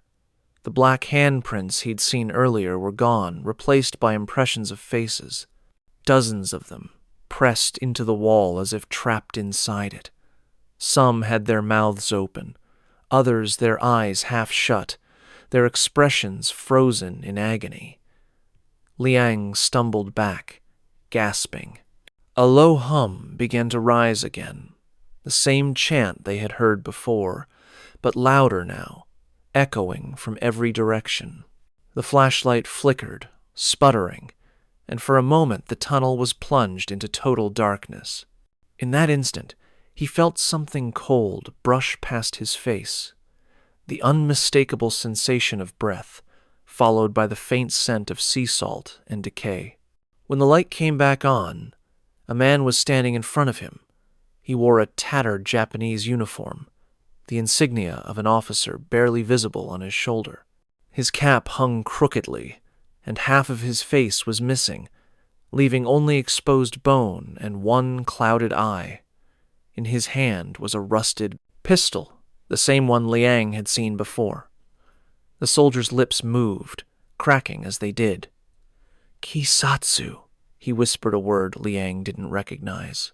Then the soldier's head tilted sharply, and in perfect broken Mandarin he spoke again. "Do you belong to command?" Liang froze, unable to answer. The soldier stepped closer, his boots scraping against the floor with a slow, deliberate rhythm. The air temperature dropped with every step. "Orders," the man hissed. No retreat. Behind him, more figures appeared, soldiers, dozens of them, forming ranks in eerie silence. Their eyes were hollow sockets, their movements stiff but synchronized. Each one raised a rifle. Liang backed away, his breath shallow. No, I'm not." The officer raised his pistol. Click, no gunfire, only that hollow metallic sound, echoing like a broken clock. Then, suddenly, the soldiers all moved, lowering their rifles in unison, snapping to attention. Liang's flashlight flickered again, and when it steadied, the officer was right in front of him, no more than a meter away.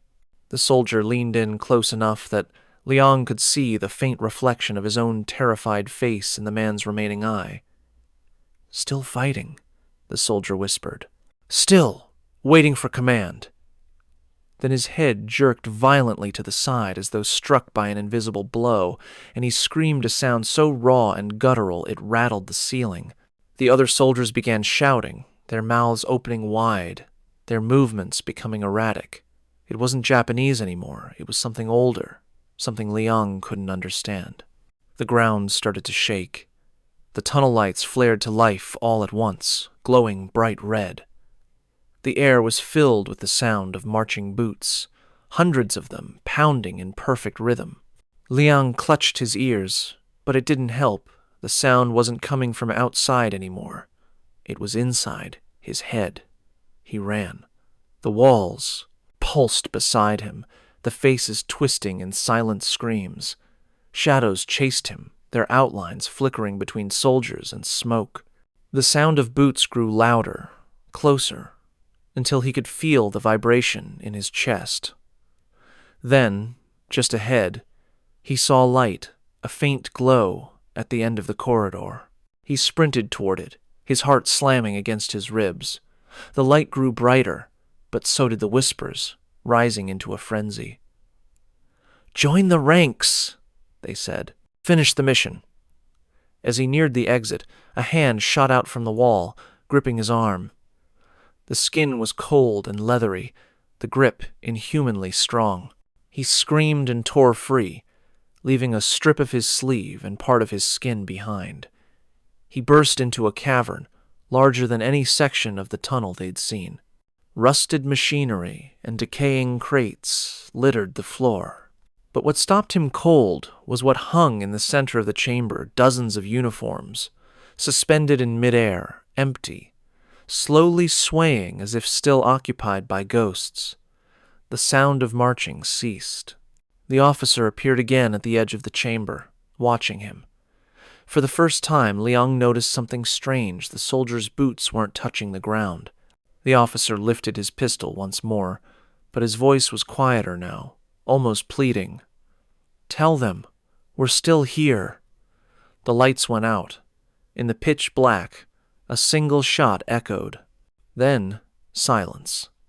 When Liang opened his eyes again, he was standing outside the tunnel entrance, covered in dirt and seawater, his camera still clutched in one shaking hand. The iron door behind him was sealed shut, welded from the inside. The only sound was the wind off the harbor. But faintly, beneath it, came the rhythm of boots striking stone, one last salute from the dead, still waiting for orders that would never come. The next thing Liang remembered was the taste of salt on his lips and the sting of sunlight against his eyes.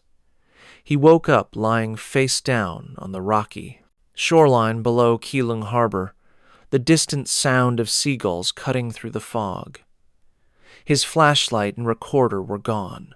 Only his camera hung from his neck, its lens cracked, the film inside soaked through with seawater. He sat up slowly, disoriented, his body trembling. His last memory was the officer's voice echoing in his ears. "Tell them we're still here." Now, all he could hear was the endless lap of the tide. The iron door to the tunnel stood above him on the hill, sealed shut, rusted edges gleaming wet in the morning light. By noon, the authorities had arrived. 2 policemen found him wandering the docks, barefoot and dazed. When they asked what had happened, Liang could barely form words. "The tunnels," he muttered. "They're still fighting down there." At first, they assumed he was delirious. One officer called for an ambulance while the other examined the map and camera Liang carried. But when they developed the film that evening, something strange emerged. Every photo Liang had taken before the chaos, the crates, the corridors, the helmets, was clear. But the final few shots were distorted, warped by motion and light. In several of them, faint human shapes appeared in the background, soldiers standing shoulder to shoulder, some saluting, others mid-stride, rifles in hand. The strangest image was the last one, the one Liang didn't remember taking. It showed him standing in the middle of the tunnel, surrounded by men in Japanese uniforms. Their faces were blurred, but one, directly behind him, looked unmistakably alive. When the police contacted the Historical Commission, they discovered something unsettling. The Japanese military archives listed no record of a Keelung Armory B-7. Yet an engineer who'd worked in the port during the war confirmed in a trembling voice that there had been tunnels, dozens of them dug deep beneath the city. They were meant to connect to the harbor and the ammunition depots, the old man said. But something happened before the surrender. Command sealed them. They said it was to prevent invasion, but we knew. They locked men inside. Liang sat in silence as the man spoke, his hands shaking. "Those soldiers," he whispered.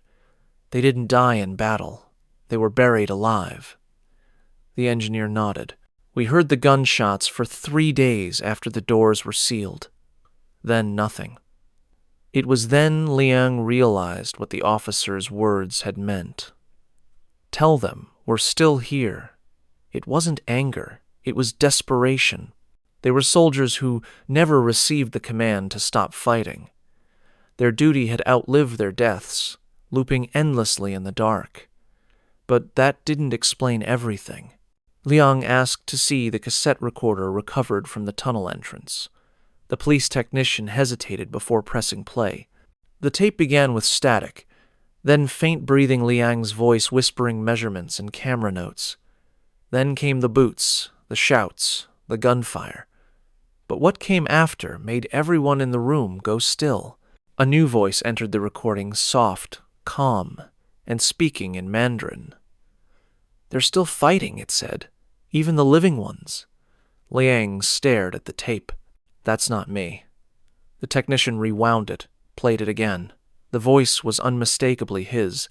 The same cadence, the same tone, but slower, hollow, as if spoken through water. That night, Liang couldn't sleep. Every time he closed his eyes, he saw flashes of light, heard the distant echo of marching. In his dreams, he stood once again at the mouth of the tunnel, the officer waiting just beyond the darkness, his arm raised in a final salute. In the following days, strange things began to happen around the harbor. Dock workers complained of hearing shouting in Japanese when the fog rolled in.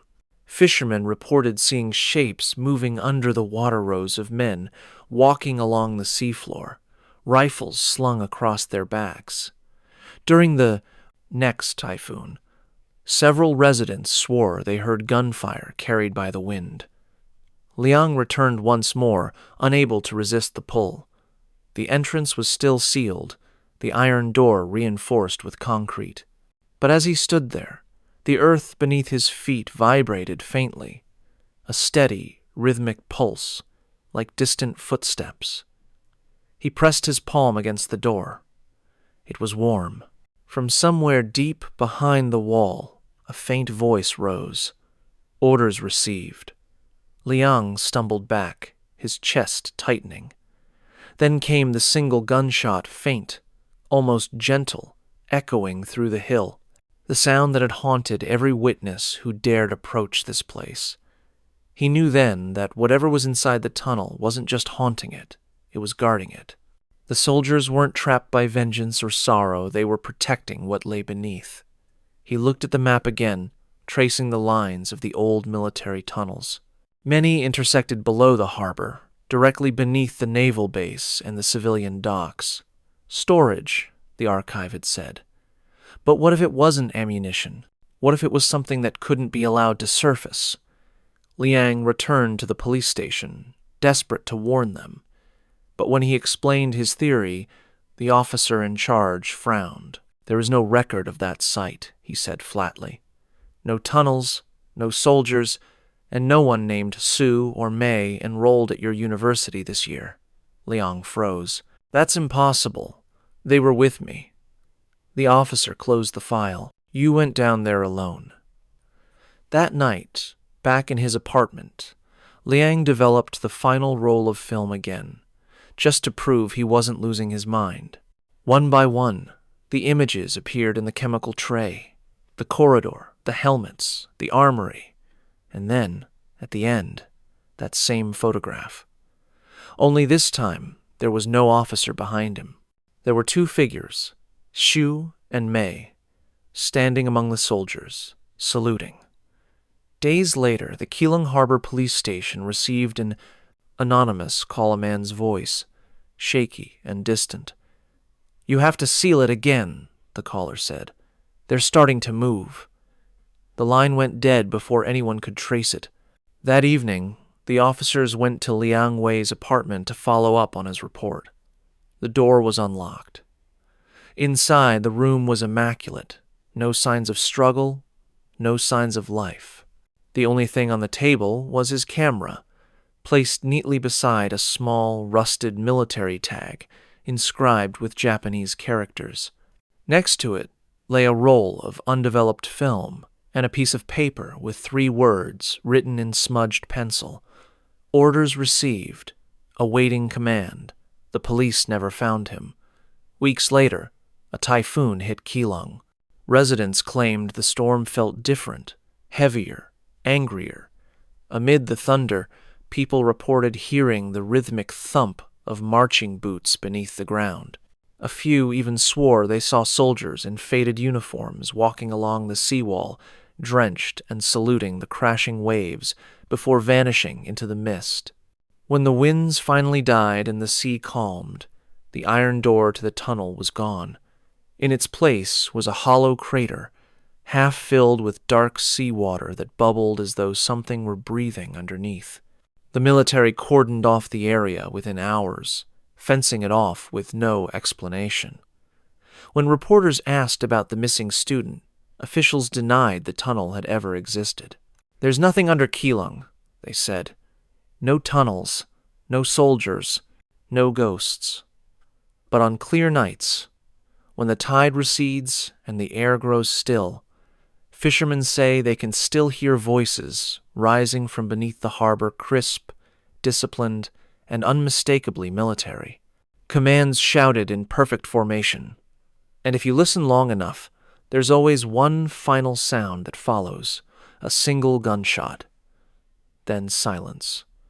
The kind of silence that feels like it's waiting for orders. Across Asia, the line between history and haunting blurs again and again. From the restless soldiers beneath Keelung Harbor to the tormented souls of Shanghai and the cursed fields of Meichan, each story carries the same echo, the dead refusing to stay forgotten. But sometimes, what lingers isn't born from war or ancient ritual. Sometimes, it's born from love that curdled into grief. In Malaysia, inside a quiet hospital, where new life begins every day, something else waits in the shadows. A mother who never got to hold her child. A lullaby that no one alive remembers learning.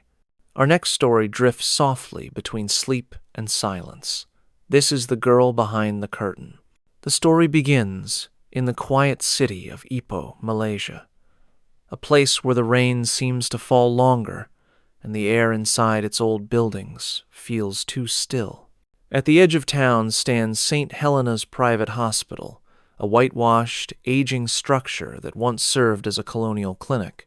It's known for its maternity ward, modern enough on the surface, but beneath the fluorescent lights and the faint scent of antiseptic, something lingers that no renovation can scrub away. Noor Aina was 26, a nurse who had just transferred to St. Helena's after years at a government hospital. She was proud of her work, calm under pressure, good with newborns, and known for her soft singing voice, which often soothed anxious mothers. But from her very first night shift, she could sense that this hospital was different. The maternity ward occupied the top floor. The corridors were long and too quiet. The walls painted a pale green that reflected light in an unsettling way. The air smelled faintly of talcum powder and something else, old linen perhaps, or incense burned long ago. Aina tried to ignore the feeling that she was being watched whenever she crossed the hallway alone. Her first few nights were uneventful. The usual rhythm of soft cries, hushed voices, and the hum of machines. But every nurse she worked with seemed tense after midnight. They moved a little faster, spoke in whispers, and avoided the far end of the wardroom 309, the last one before the emergency stairwell. It wasn't until her third night that someone finally told her why. During a break, an older nurse named Salma pulled her aside. Her face was serious, her tone hushed. "You'll hear things," she said. "Don't react, don't pull the curtains shut all the way, and if you ever hear someone humming, leave the room." Ina frowned. "Why? Who's humming?" Salma looked away. She used to be a patient here, a woman who died during childbirth last year. Her baby didn't survive either. They say she still looks for him. Aina didn't know what to say. She wasn't superstitious. Hospitals were full of stories, whispers to explain things people didn't want to face. She nodded politely and changed the subject, though a small chill crawled up her spine. Later that night, as she made her rounds, Aina paused outside room 309. The curtain around one of the beds was drawn completely closed, unusual, since they were supposed to keep them half open for safety checks. She hesitated, then pulled it slightly aside.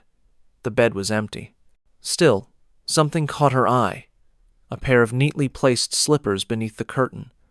She bent down to adjust them, but before she could touch them, a soft sound brushed against her ear, humming.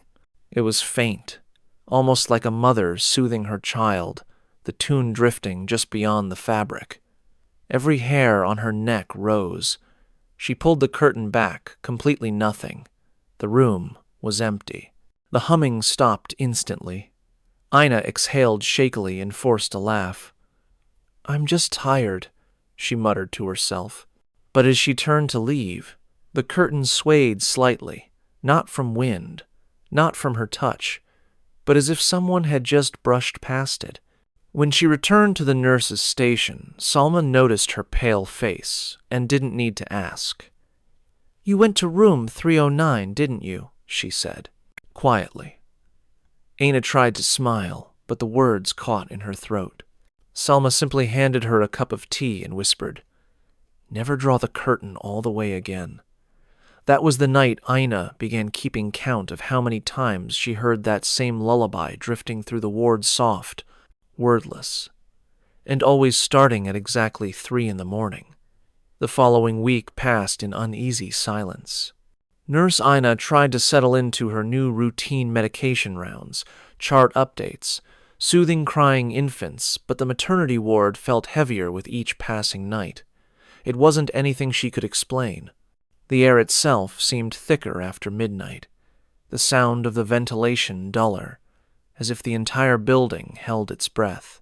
By her 6th shift, she had memorized every noise of the ward, the rhythmic beeping of incubators, the distant hum of the generator, the squeak of her shoes against the tile floor. But lately she noticed something new, faint, irregular thuds coming from behind the walls, as though someone were tapping gently from the other side. She mentioned it once to Salma, half laughing, half uneasy. "There's something wrong with the pipes near room 309, she said. Salma's face drained of color. "Pipes don't knock from inside, Ina. Leave that room alone." Ina wanted to believe her senior nurse was just being superstitious, but the tapping grew harder to ignore. It came and went, unpredictably, always in pairs, 2 soft knocks, a pause, then 2 more, almost like a pattern. That same night, while checking vital signs, Ina noticed something strange in the nursery. One of the bassinets, positioned near the back window, was swaying gently. There was no baby inside. That section of the ward had been unused for months. She stopped at the doorway, watching as the bassinet continued to rock on its own, slow and steady, as if someone unseen were lulling a child to sleep. Her skin prickled. She forced herself to step closer, her shoes squeaking softly against the tiles. The air near the bassinet was colder than the rest of the room, her breath fogging faintly. Aina reached out, one trembling hand resting against the frame, and instantly it stopped moving. The silence that followed was suffocating. She turned to leave, and that's when she heard it. A soft humming. The same lullaby as before, slow, mournful, drifting through the curtains behind her. Ina froze. The tune was close this time, as though someone stood just beyond the divider. The melody rose and fell with a rhythm too deliberate to be imagined. She forced herself to look. A shadow moved behind the curtain. It was faint, the outline of a woman tall, her hair falling over her shoulders, her posture bent slightly as if leaning over a crib. Ina's first instinct was to call out, but no sound came. She simply watched, paralyzed, as the shadow swayed back and forth, the humming growing softer. Then the curtain shifted a slight movement, as though brushed by invisible hands. The shadow straightened, turned, and faced her. Ina stumbled backward, her hand flying to her mouth. The humming stopped instantly. For several seconds, nothing moved. The shadow remained perfectly still, as though waiting for her to do something. Then, slowly, the overhead lights flickered, once, twice. When they steadied, the shadow was gone. The room was empty again. Aina ran out, her heart pounding, and nearly collided with Salma in the hallway. The older nurse grabbed her shoulders. "You saw her, didn't you?" Ina could barely breathe. "Behind the curtain," Don't say it, Salma interrupted sharply.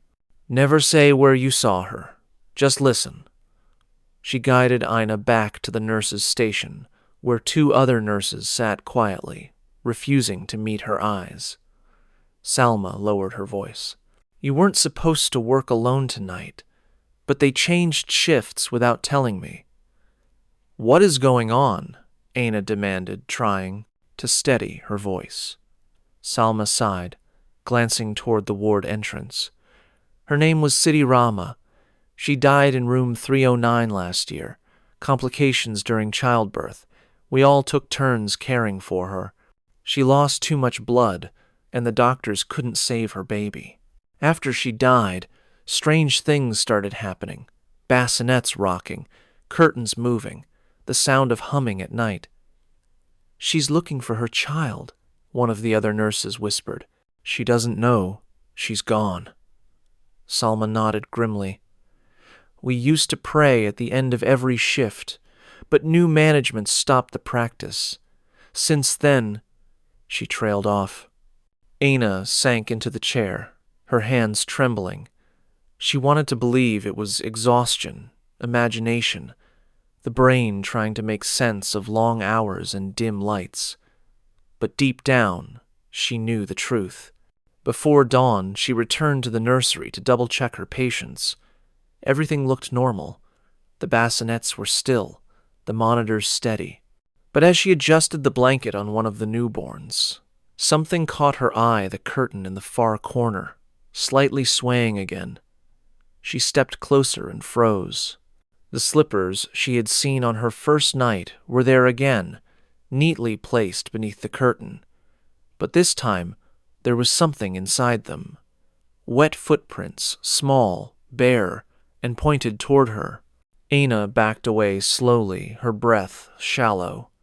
Then the intercom crackled overhead, breaking the silence with a burst of static.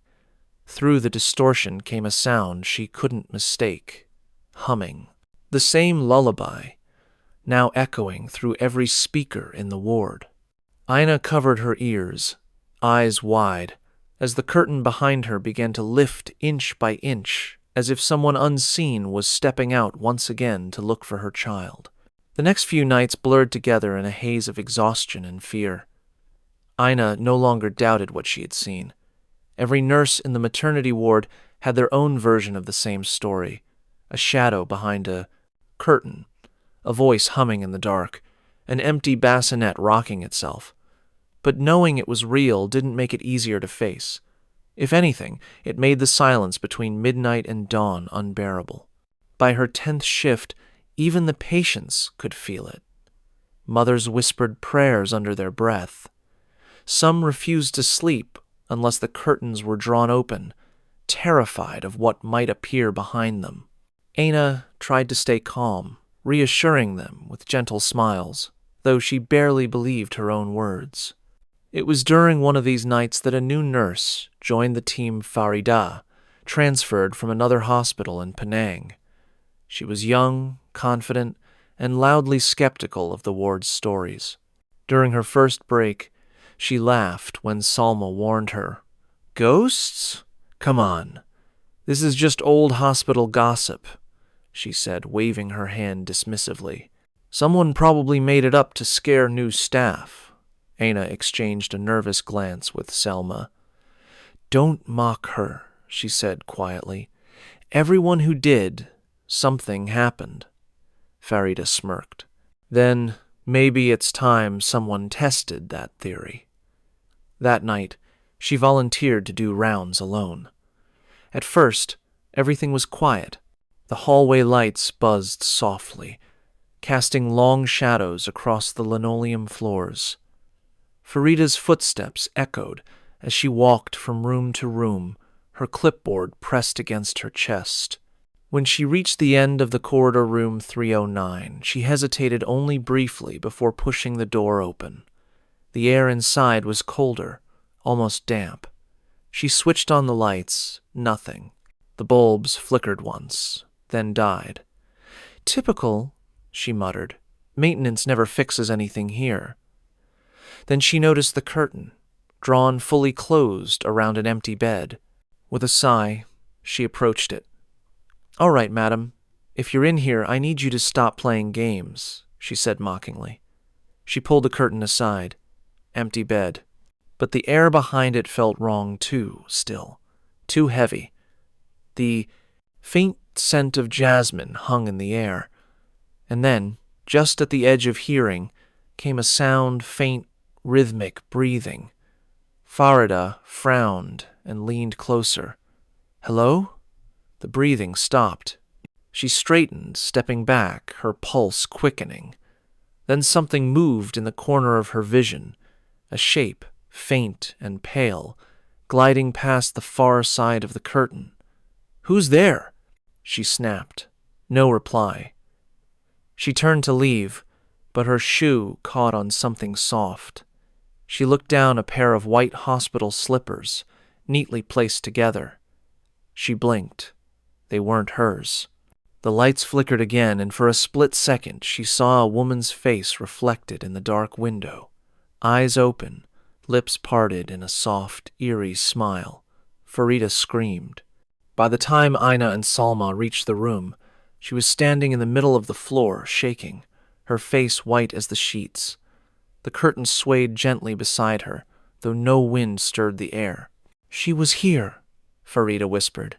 "She was right here." Salma didn't ask who. She just guided her out of the room, murmuring a prayer under her breath. The next morning, Farida requested a transfer. But before she left, she pulled Aina aside. "There's something written on the wall behind the curtain," she said. "I didn't tell anyone else. You should see it." When Aina returned that night, she checked room 309 herself. The curtain was half open now, the bed stripped bare. She hesitated before stepping inside. The air felt thick, humming faintly with static. She lifted the curtain. Behind it, scrawled in small, frantic letters across the wall, were 4 words written over and over again. "Don't let her sleep." Her hands trembled. She reached out, running her fingers lightly over the writing. It was fresh. Then, from the corner of the room, a monitor beeped. Once, twice, Aina turned.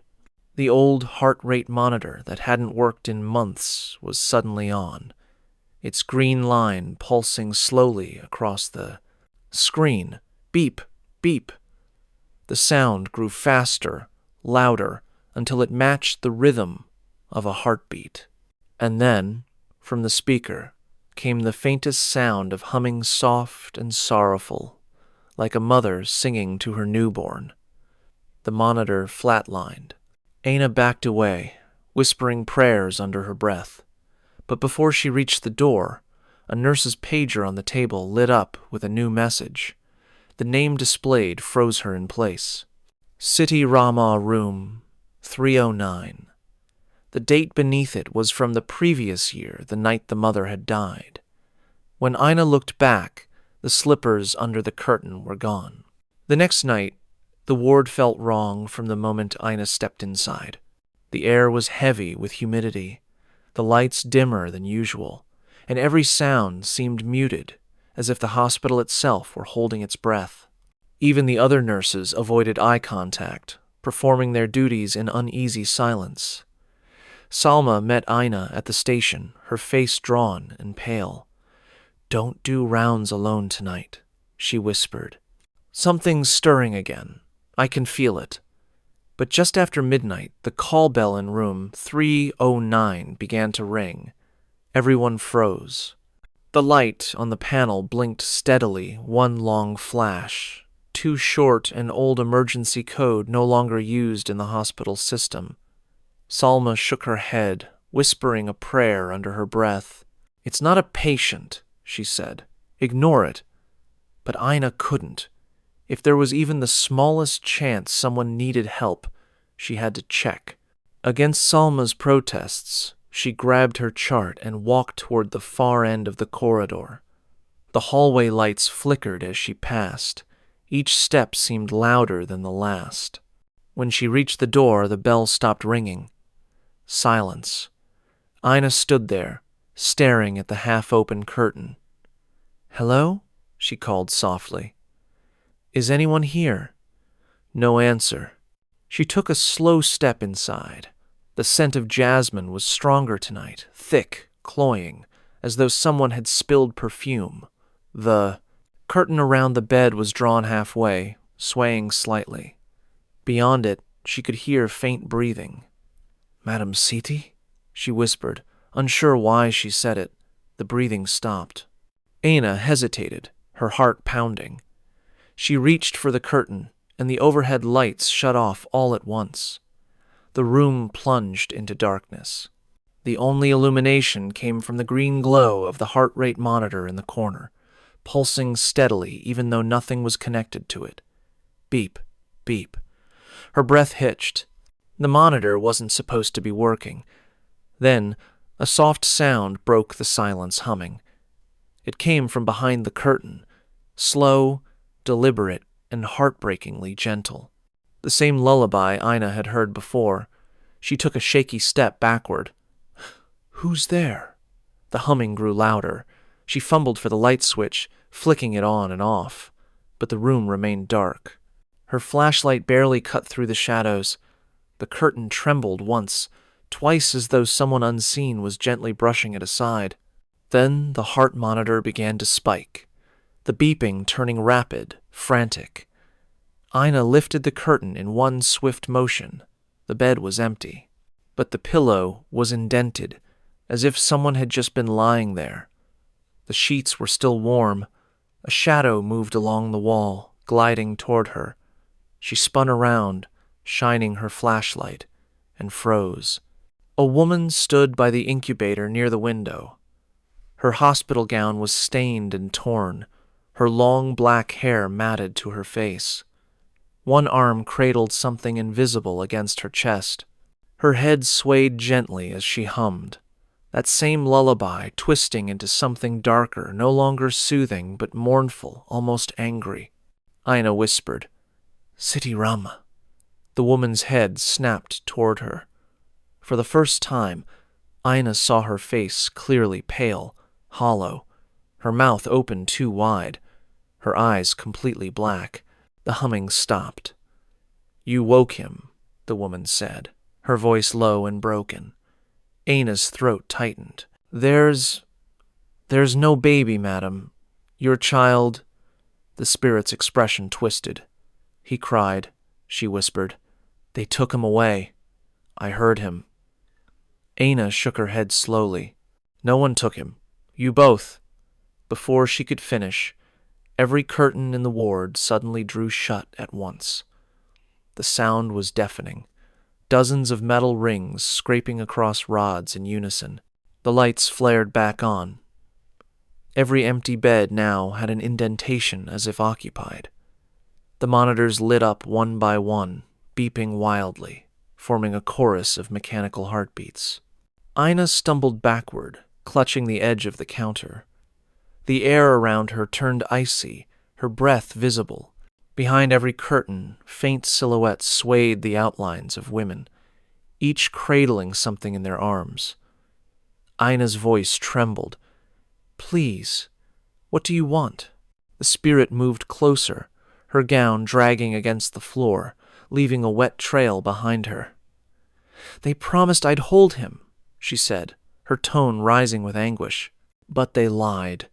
They put him behind glass, and I died before I could touch him." Aina's tears blurred her vision. "I'm sorry," she whispered. "You can rest now.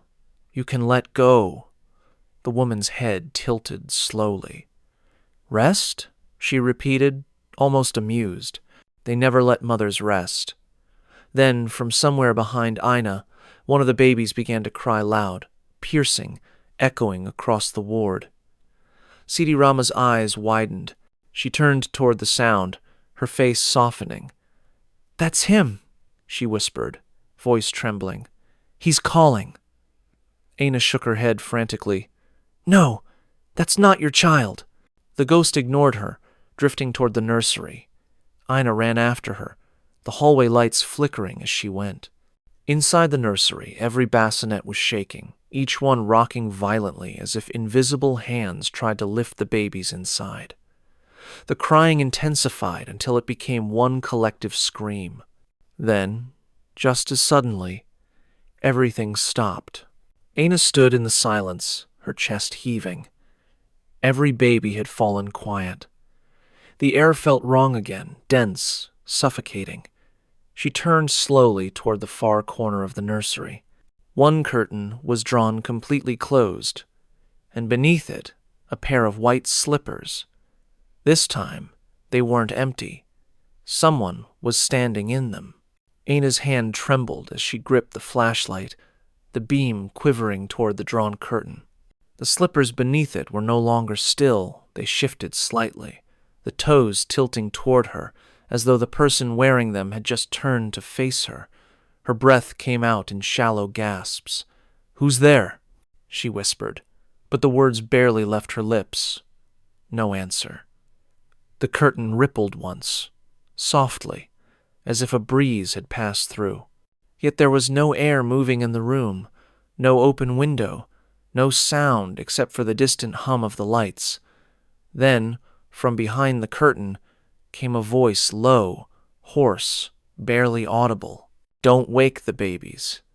Aina's stomach dropped. It wasn't the same lullaby voice she'd heard before. This one sounded strained, human, terrified. She stepped forward slowly, her hand reaching out. "Who are you?" The curtain twitched again, and the voice came clearer, this time familiar. "Aina, don't come closer." Her heart nearly stopped. It was Salma's voice. She yanked the curtain open. Salma stood there, pale, drenched in sweat, her eyes unfocused. "She's here," she whispered. "She's everywhere. She doesn't stay behind the curtain anymore." Aina steadied her, guiding her to sit on the nearby bed. "You shouldn't be here," she said softly. "What happened?" Salma's hands trembled as she pointed toward the nursery. "She's not looking for her baby anymore. She's looking for someone to take her place." Before Aina could ask what she meant, a distant cry echoed down the hallway, sharp, shrill, and unmistakably adult. Both women froze. It wasn't a baby this time. It was Farida. Aina ran toward the sound, her shoes slapping against the tile. The cry led her to the supply room near the stairwell, a place rarely used at night. The door stood slightly ajar. The air seeping out was ice cold. She pushed it open and stopped dead. Farida was sitting on the floor, her back against the wall, rocking back and forth. Her eyes were wide open but glassy, her lips moving in silent rhythm. In her lap was a bundle wrapped in a hospital blanket. "Farida," Aina said carefully. "It's me. What are you holding?" Farida looked up slowly, her voice barely a whisper. "She gave him to me. She said I could take care of him now." Aina's gaze dropped to the bundle. It was empty, just layers of cloth, twisted together as though cradling something that wasn't there. She reached out gently. "There's nothing inside, Farida." But Farida's expression changed, her mouth tightening into a smile that wasn't her own. "Don't wake him," she said in a sing-song tone. "He's sleeping." Then, in the silence that followed, the hospital's intercom crackled to life. A woman's voice hummed through the speakers, faint at first, then clearer, spreading across every corridor, every room. The same lullaby. Salma's voice echoed from the doorway, trembling. "She's calling again." Aina's mind raced. "Why now? What does she want?" Salma shook her head. "We stopped doing the prayers months ago.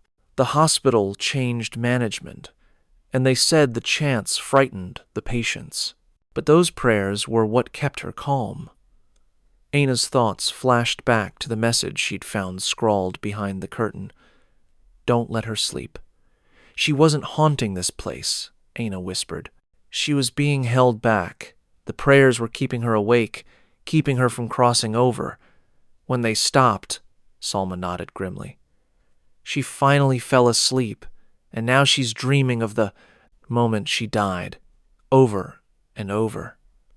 The humming grew louder. The lights flickered violently.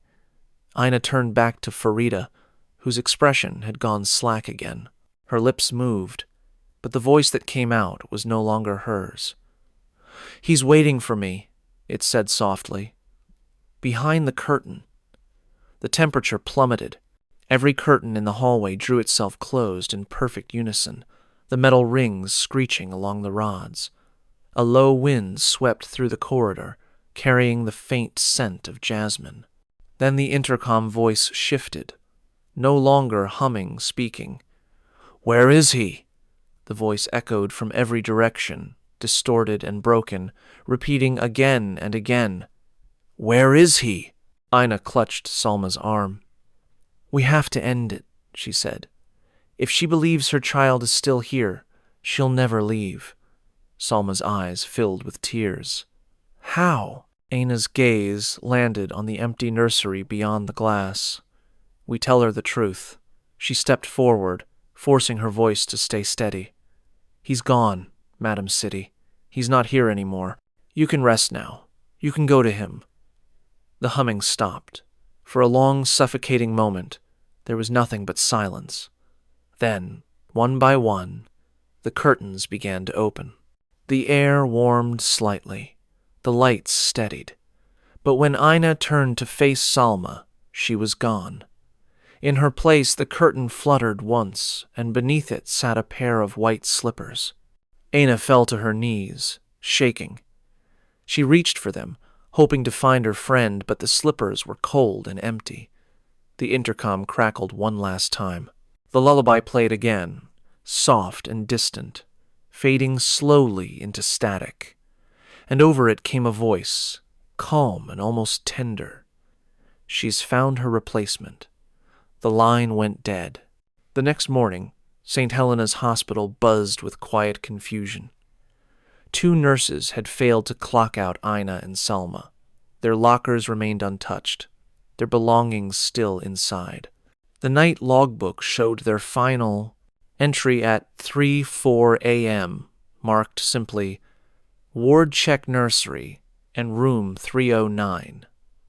By the time the morning staff arrived, the ward looked oddly peaceful.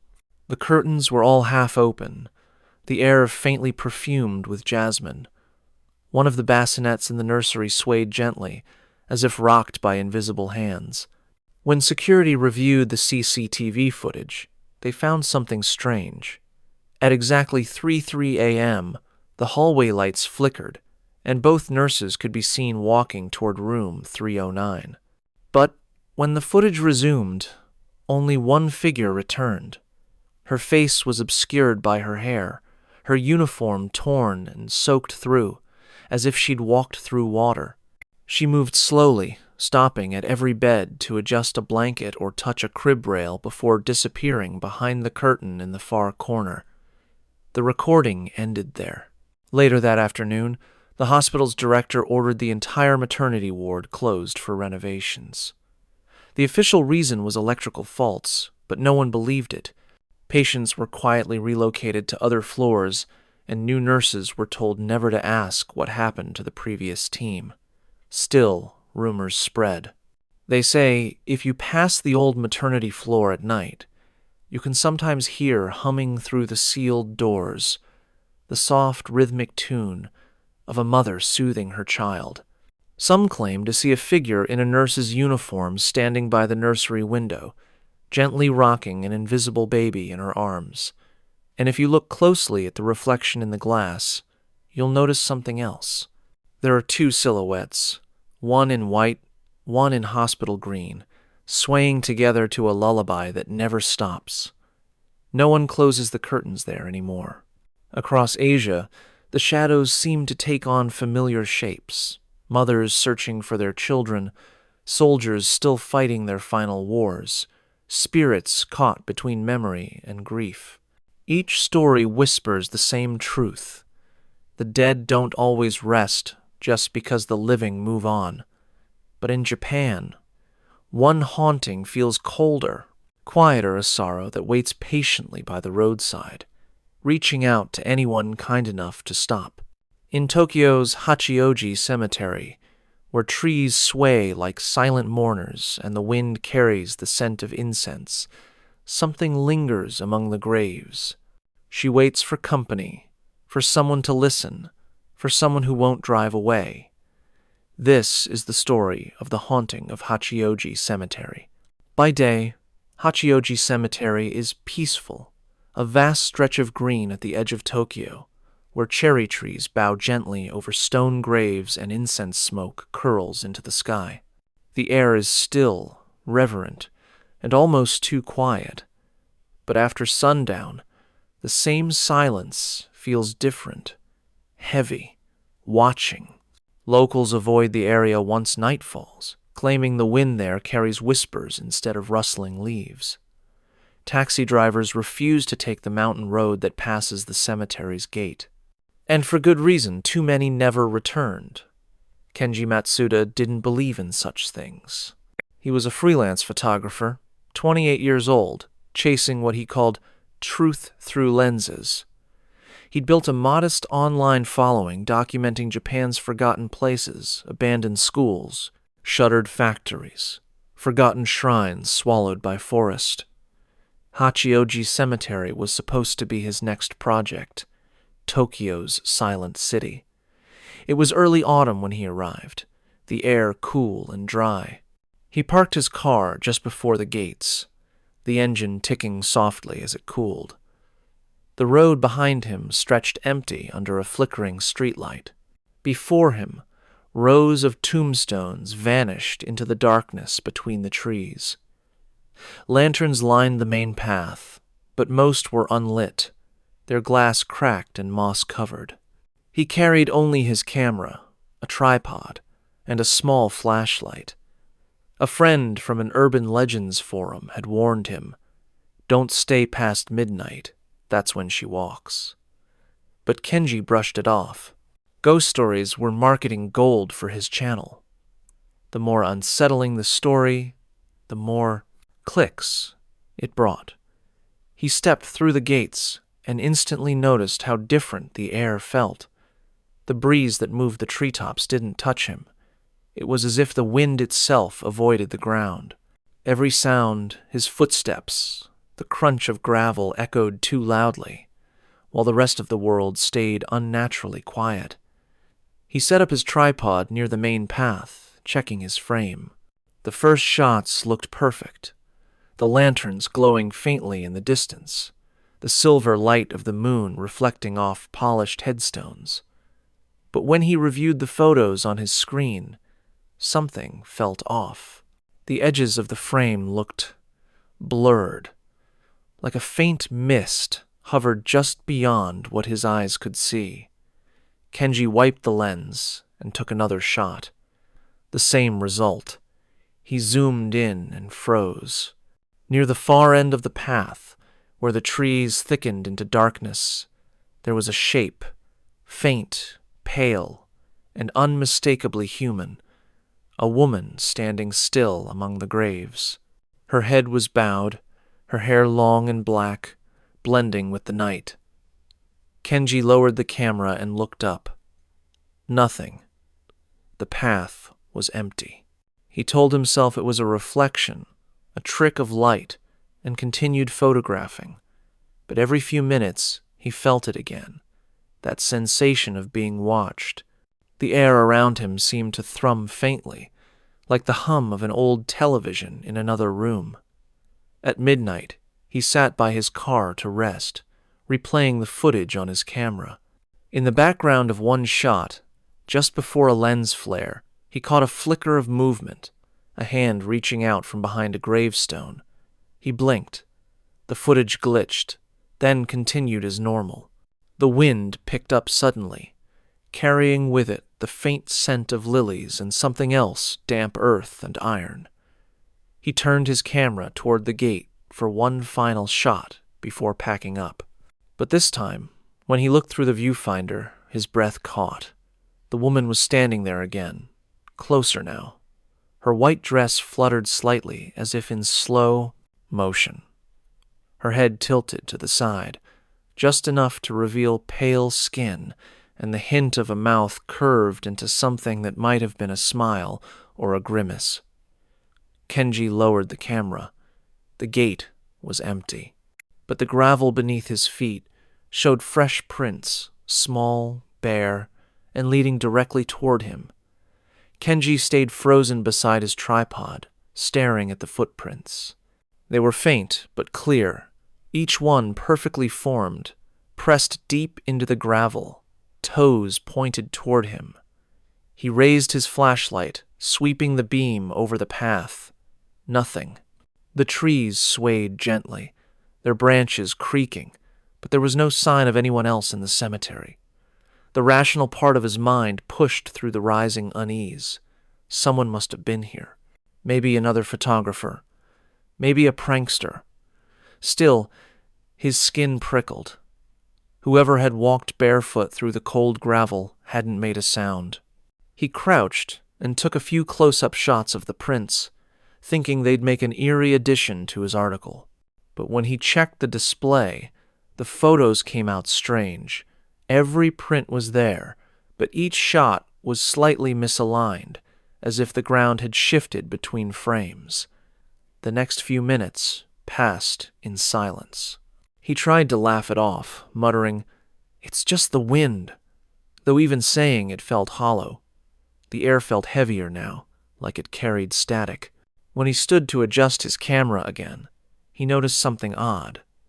His car lights, still on in the distance, had dimmed to a sickly yellow glow. The shadows around them flickered, distorting as if someone was standing just out of sight, pacing slowly around the vehicle. Kenji's pulse quickened. "Hello?" he called out, his voice echoing unnaturally far. Nothing answered. Then, a sound drifted through the cemetery, the faint rhythmic click of high heels on stone. Tap, tap, tap, steady, unhurried, drawing closer. Kenji swung his flashlight toward the noise. The beam cut through the mist gathering between the graves, but there was no one there. The tapping stopped as soon as the light hit. He exhaled shakily. "All right," he muttered. "Let's see what's following me." He adjusted the camera toward the path again, setting it to long exposure. The shutter opened with a faint click, capturing the motionless landscape in a slow, deliberate breath of light. The result appeared seconds later and made his stomach twist. The photograph showed him standing at his tripod, the empty cemetery stretching behind him. But in the background, half hidden behind a gravestone, was a figure in white. Her head hung low, her long hair spilling forward, her hands clutching something close to her chest. Kenji spun around instantly. Nothing. But this time, the smell hit him: wet soil, lilies, and something faintly metallic. He tried to shake it off. "Enough. Just one more photo," he said aloud, if only to hear his own voice. He focused the lens again, this time pointing it down the main path toward the gate. But before he could click the shutter, he heard a soft sound, a woman's voice, carried on the breeze. "Don't leave me alone." He froze. The words were barely above a whisper, but they came from behind him. Slowly, he turned.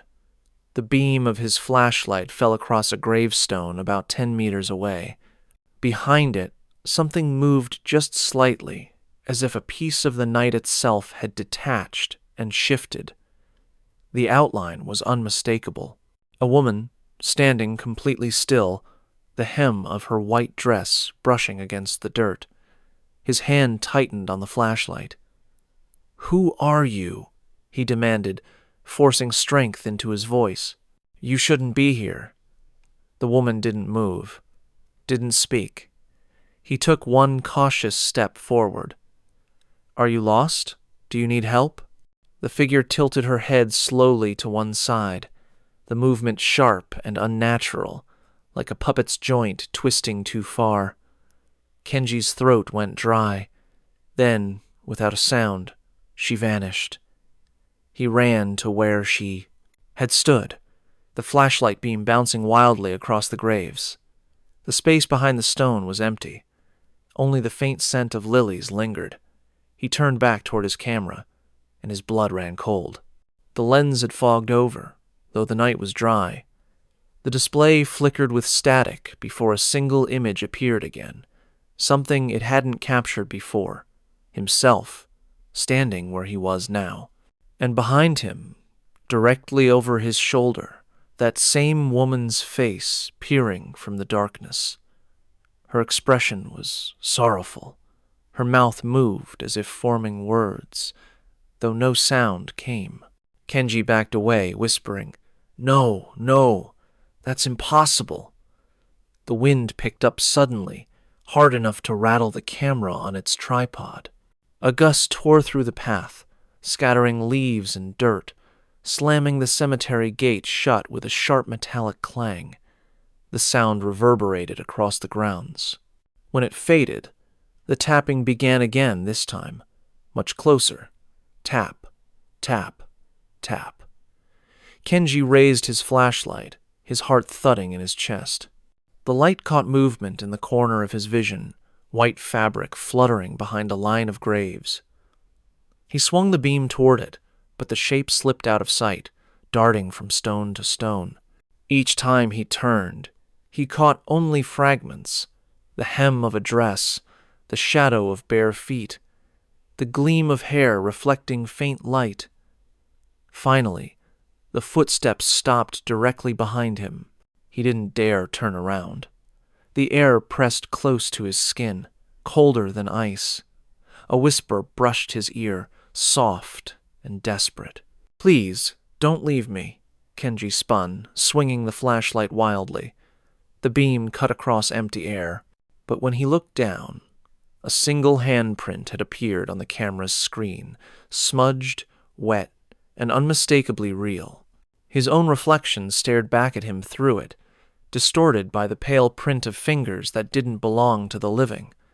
Kenji didn't run at first. He just stood there, gripping the camera so tightly his knuckles whitened, his breath fogging in the cold air. The handprint on the lens began to fade, not like moisture drying, but as if the fingers were slowly being pulled back in. He stumbled to his car, threw the camera into the passenger seat, and started the engine.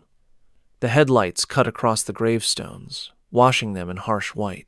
Nothing moved, yet he could still feel the same sensation as before, that quiet heaviness, like someone standing too close behind him. He pressed the accelerator, gravel crunching under the tires as he sped down the winding road.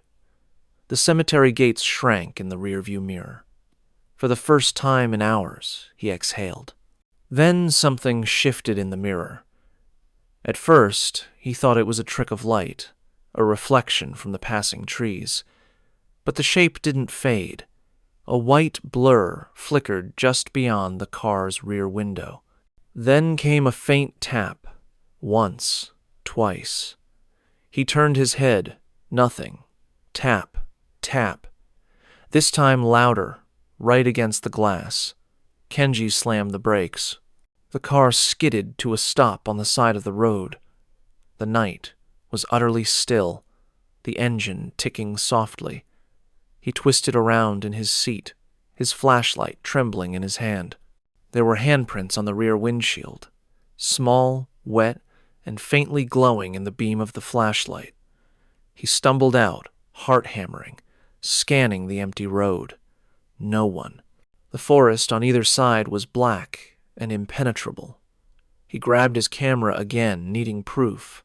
But when he turned it on, the display flickered, glitched, then cleared, revealing a single new photo he hadn't taken.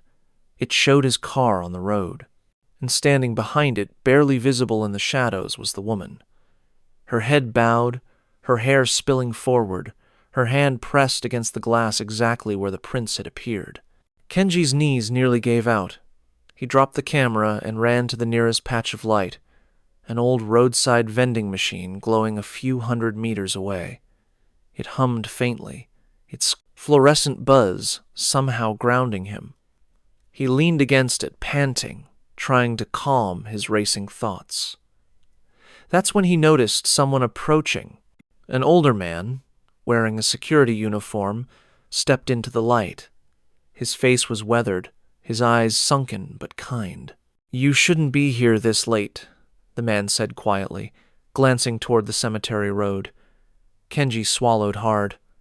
"I was just taking photos. There was someone—" The guard raised a hand, cutting him off. "Don't say you saw her." Kenji froze. "You know about her," the man sighed. "Everyone in Hachioji knows. The woman in white. Some say she was left at the altar. Others say she died in an accident nearby. Doesn't matter anymore. What matters is, once you see her, she sees you." Kenji frowned. "What do you mean?" The guard looked past him toward the forest. "She follows the ones who stop for her, yes. But she clings to the ones who don't. You left her behind, didn't you?" Kenji's mouth went dry.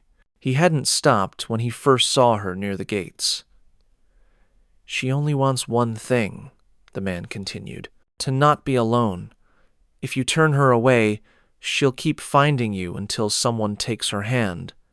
Kenji shook his head, backing away. "That's not real. You're just—" The man's flashlight flickered. He looked down at it, muttering a curse, then shone it back toward Kenji, but the beam trembled. His eyes widened. "She's standing behind you." Kenji spun around. Nothing but the vending machine, humming softly. When he turned back, the guard was gone. The air had gone cold again. The light from the machine flickered, dimmed, and for a split second, Kenji saw her reflection in the glass panel. The woman's face was inches from his own, her eyes empty, her mouth moving soundlessly. The machine buzzed louder, shaking slightly. Every can inside rattled violently, clinking like tiny bells. Then, as suddenly as it began, everything stopped. Kenji staggered backward, gasping. His reflection in the glass returned to normal, but something glinted in the faint light, the condensation where her face had been.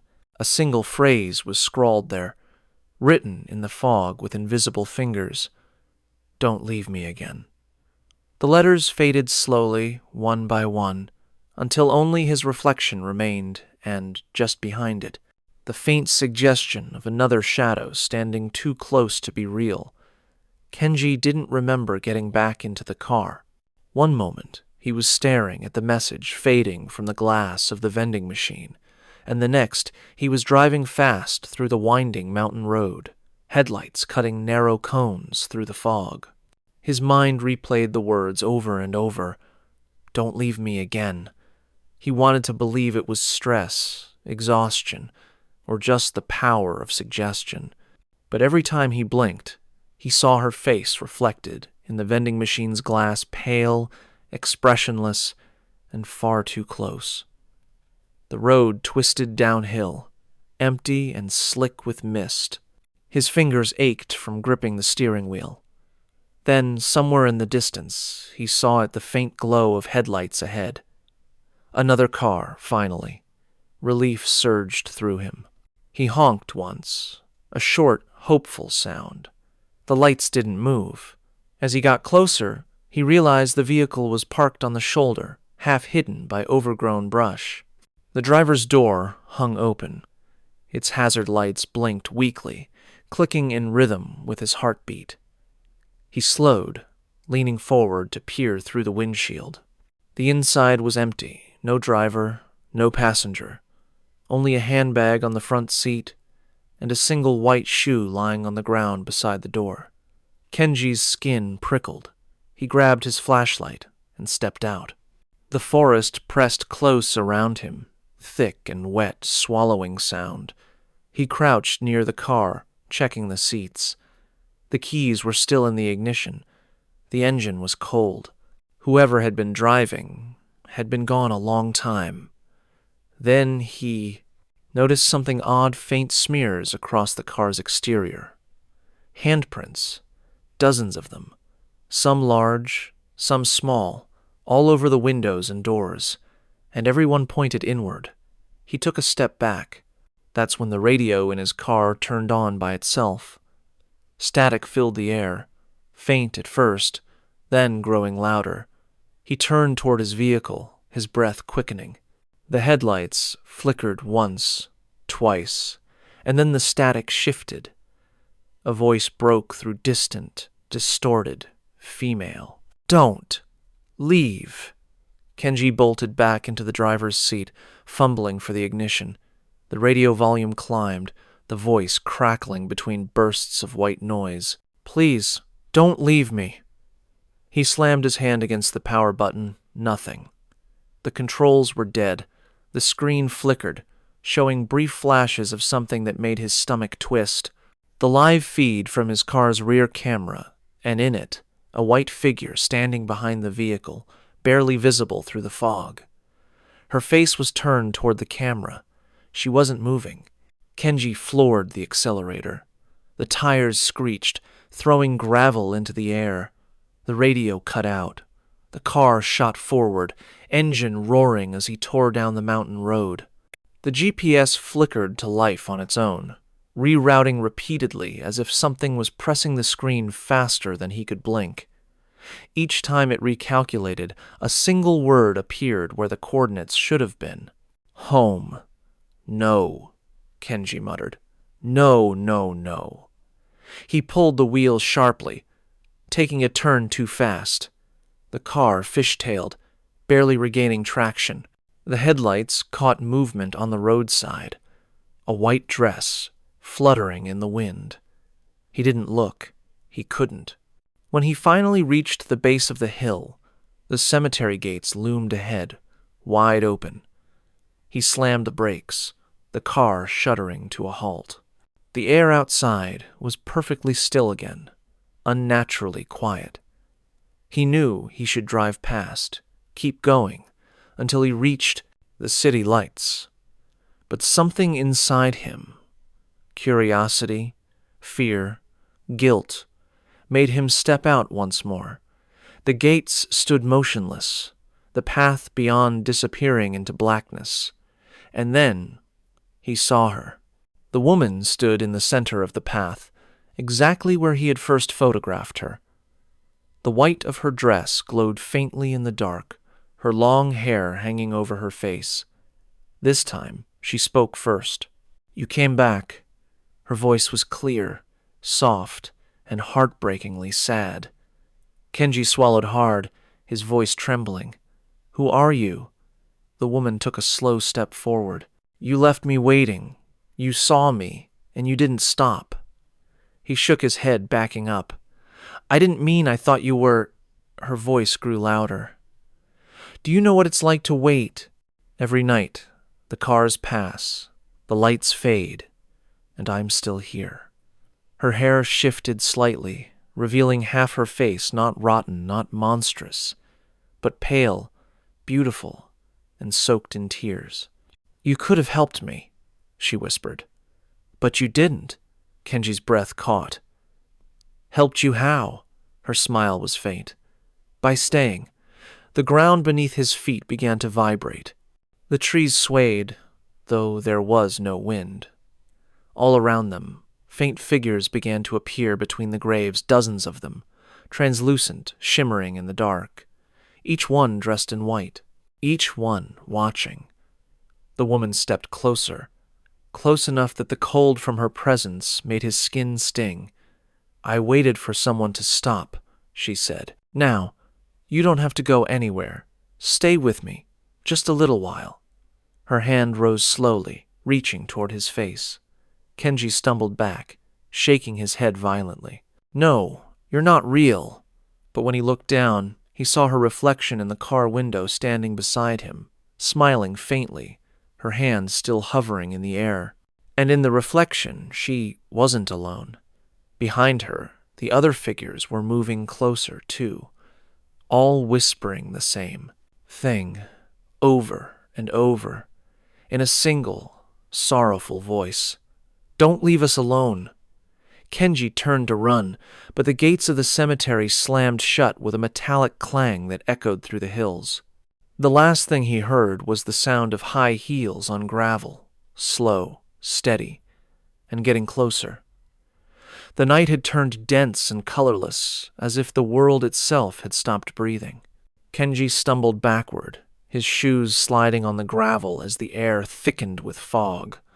The sound of footsteps, dozens of them, echoed softly from between the graves. They weren't chaotic or hurried. They moved in perfect rhythm, as if part of a procession. He pointed his flashlight wildly, the beam slicing through the mist. For every face it revealed, another seemed to disappear. The figures in white were no longer just distant shadows. They were all around him, now men, women, and children. Their heads bowed, their feet bare, their expressions empty but peaceful, as though half asleep. And standing at their center was her, the woman in white, her hands folded over her chest, her head tilted slightly to one side. "You shouldn't have come back," she said softly. Kenji's throat tightened. "I didn't come for you. I just wanted to understand." Her lips curved into a faint smile. "You already do." She lifted her gaze. Her eyes, hidden until now, were black, not like ink, but like holes in the world itself. "You saw them, didn't you?" she whispered. "The others who stopped, the ones who left their cars by the road, they're still here." The figures behind her swayed gently, as though moved by wind that didn't exist. Their faces began to blur, features dissolving into soft light. Kenji recognized shapes among them, the guard from the vending machine, the missing woman's white shoe, even the outline of a man holding a camera, his frame eerily familiar. He stumbled back, shaking his head. "That's not possible. They're gone." The woman took a slow step closer, her feet barely touching the ground. "No one leaves once they see me. You leave your body, yes, your car, your home, your life. But part of you stays here, the part that looked at me and felt pity." Her words sank deep, heavy, and cold. Kenji looked down, realizing that his camera, the one he dropped earlier now, hung from his neck again, the strap tight against his skin. He hadn't picked it up. His trembling fingers brushed the controls, and the screen blinked to life on its own. Static. Then images. Frame after frame of the cemetery, the gates, the path, the gravestones. And in every single one, a faint white blur. Sometimes near, sometimes far, sometimes behind him, sometimes inside the frame, staring directly into the lens. But then, the images changed.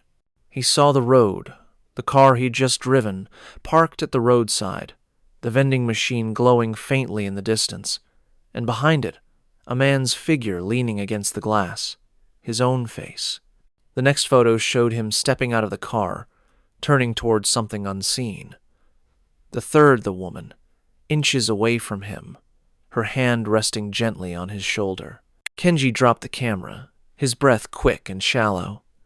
"No," he whispered. "That's not real. I never—" She moved closer still, her voice lowering. "You did. You just don't remember. It's easier when you forget." A sound rippled through the cemetery, then soft at first, like leaves brushing against each other. But it grew louder, clearer, until Kenji realized it wasn't the wind at all. It was whispering. The voices of the dead, overlapping, rising and falling like waves. She waited for him. She called for him. She never wanted to die alone. The woman turned toward the graves. "They're not mine," she said quietly. "They were here long before me, but they're trapped, just like I am. Do you know why?" Kenji couldn't speak. They were all left behind. People who weren't mourned, souls who were forgotten. We're all part of the same promise now, the promise that someone will stay. She faced him again, her expression almost tender. "You took my picture. That's all it takes. You captured what's left of me, and now I have to capture what's left of you." The air grew colder, sharp enough to sting. The fog thickened until the graves vanished completely. Only the two of them remained, her standing in her stillness, him trembling, breath clouding the air between them. "Why me?" Kenji whispered, his voice cracking. "Why not someone else?" She stepped closer until her face was inches from his. "Because you looked twice," she said. "The first time you saw me, you turned away. But the second time, you stayed. And that's what I've been waiting for."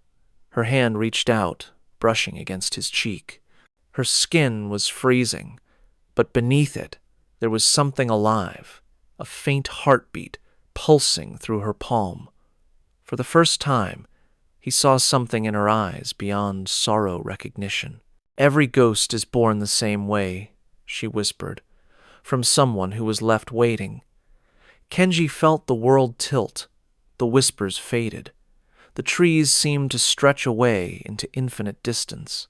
The last thing he saw before the darkness folded in was his camera lying at his feet, still recording the lens pointed upward, capturing both of them standing among the graves. Then, with a soft click, the battery died. When morning came, the cemetery was empty, except for one new grave, freshly covered in soil, its stone unmarked except for a small camera placed neatly on top, its cracked lens reflecting the first light of dawn. 2 weeks later, a local hiking group reported finding an abandoned car along the Hachioji Mountain Road.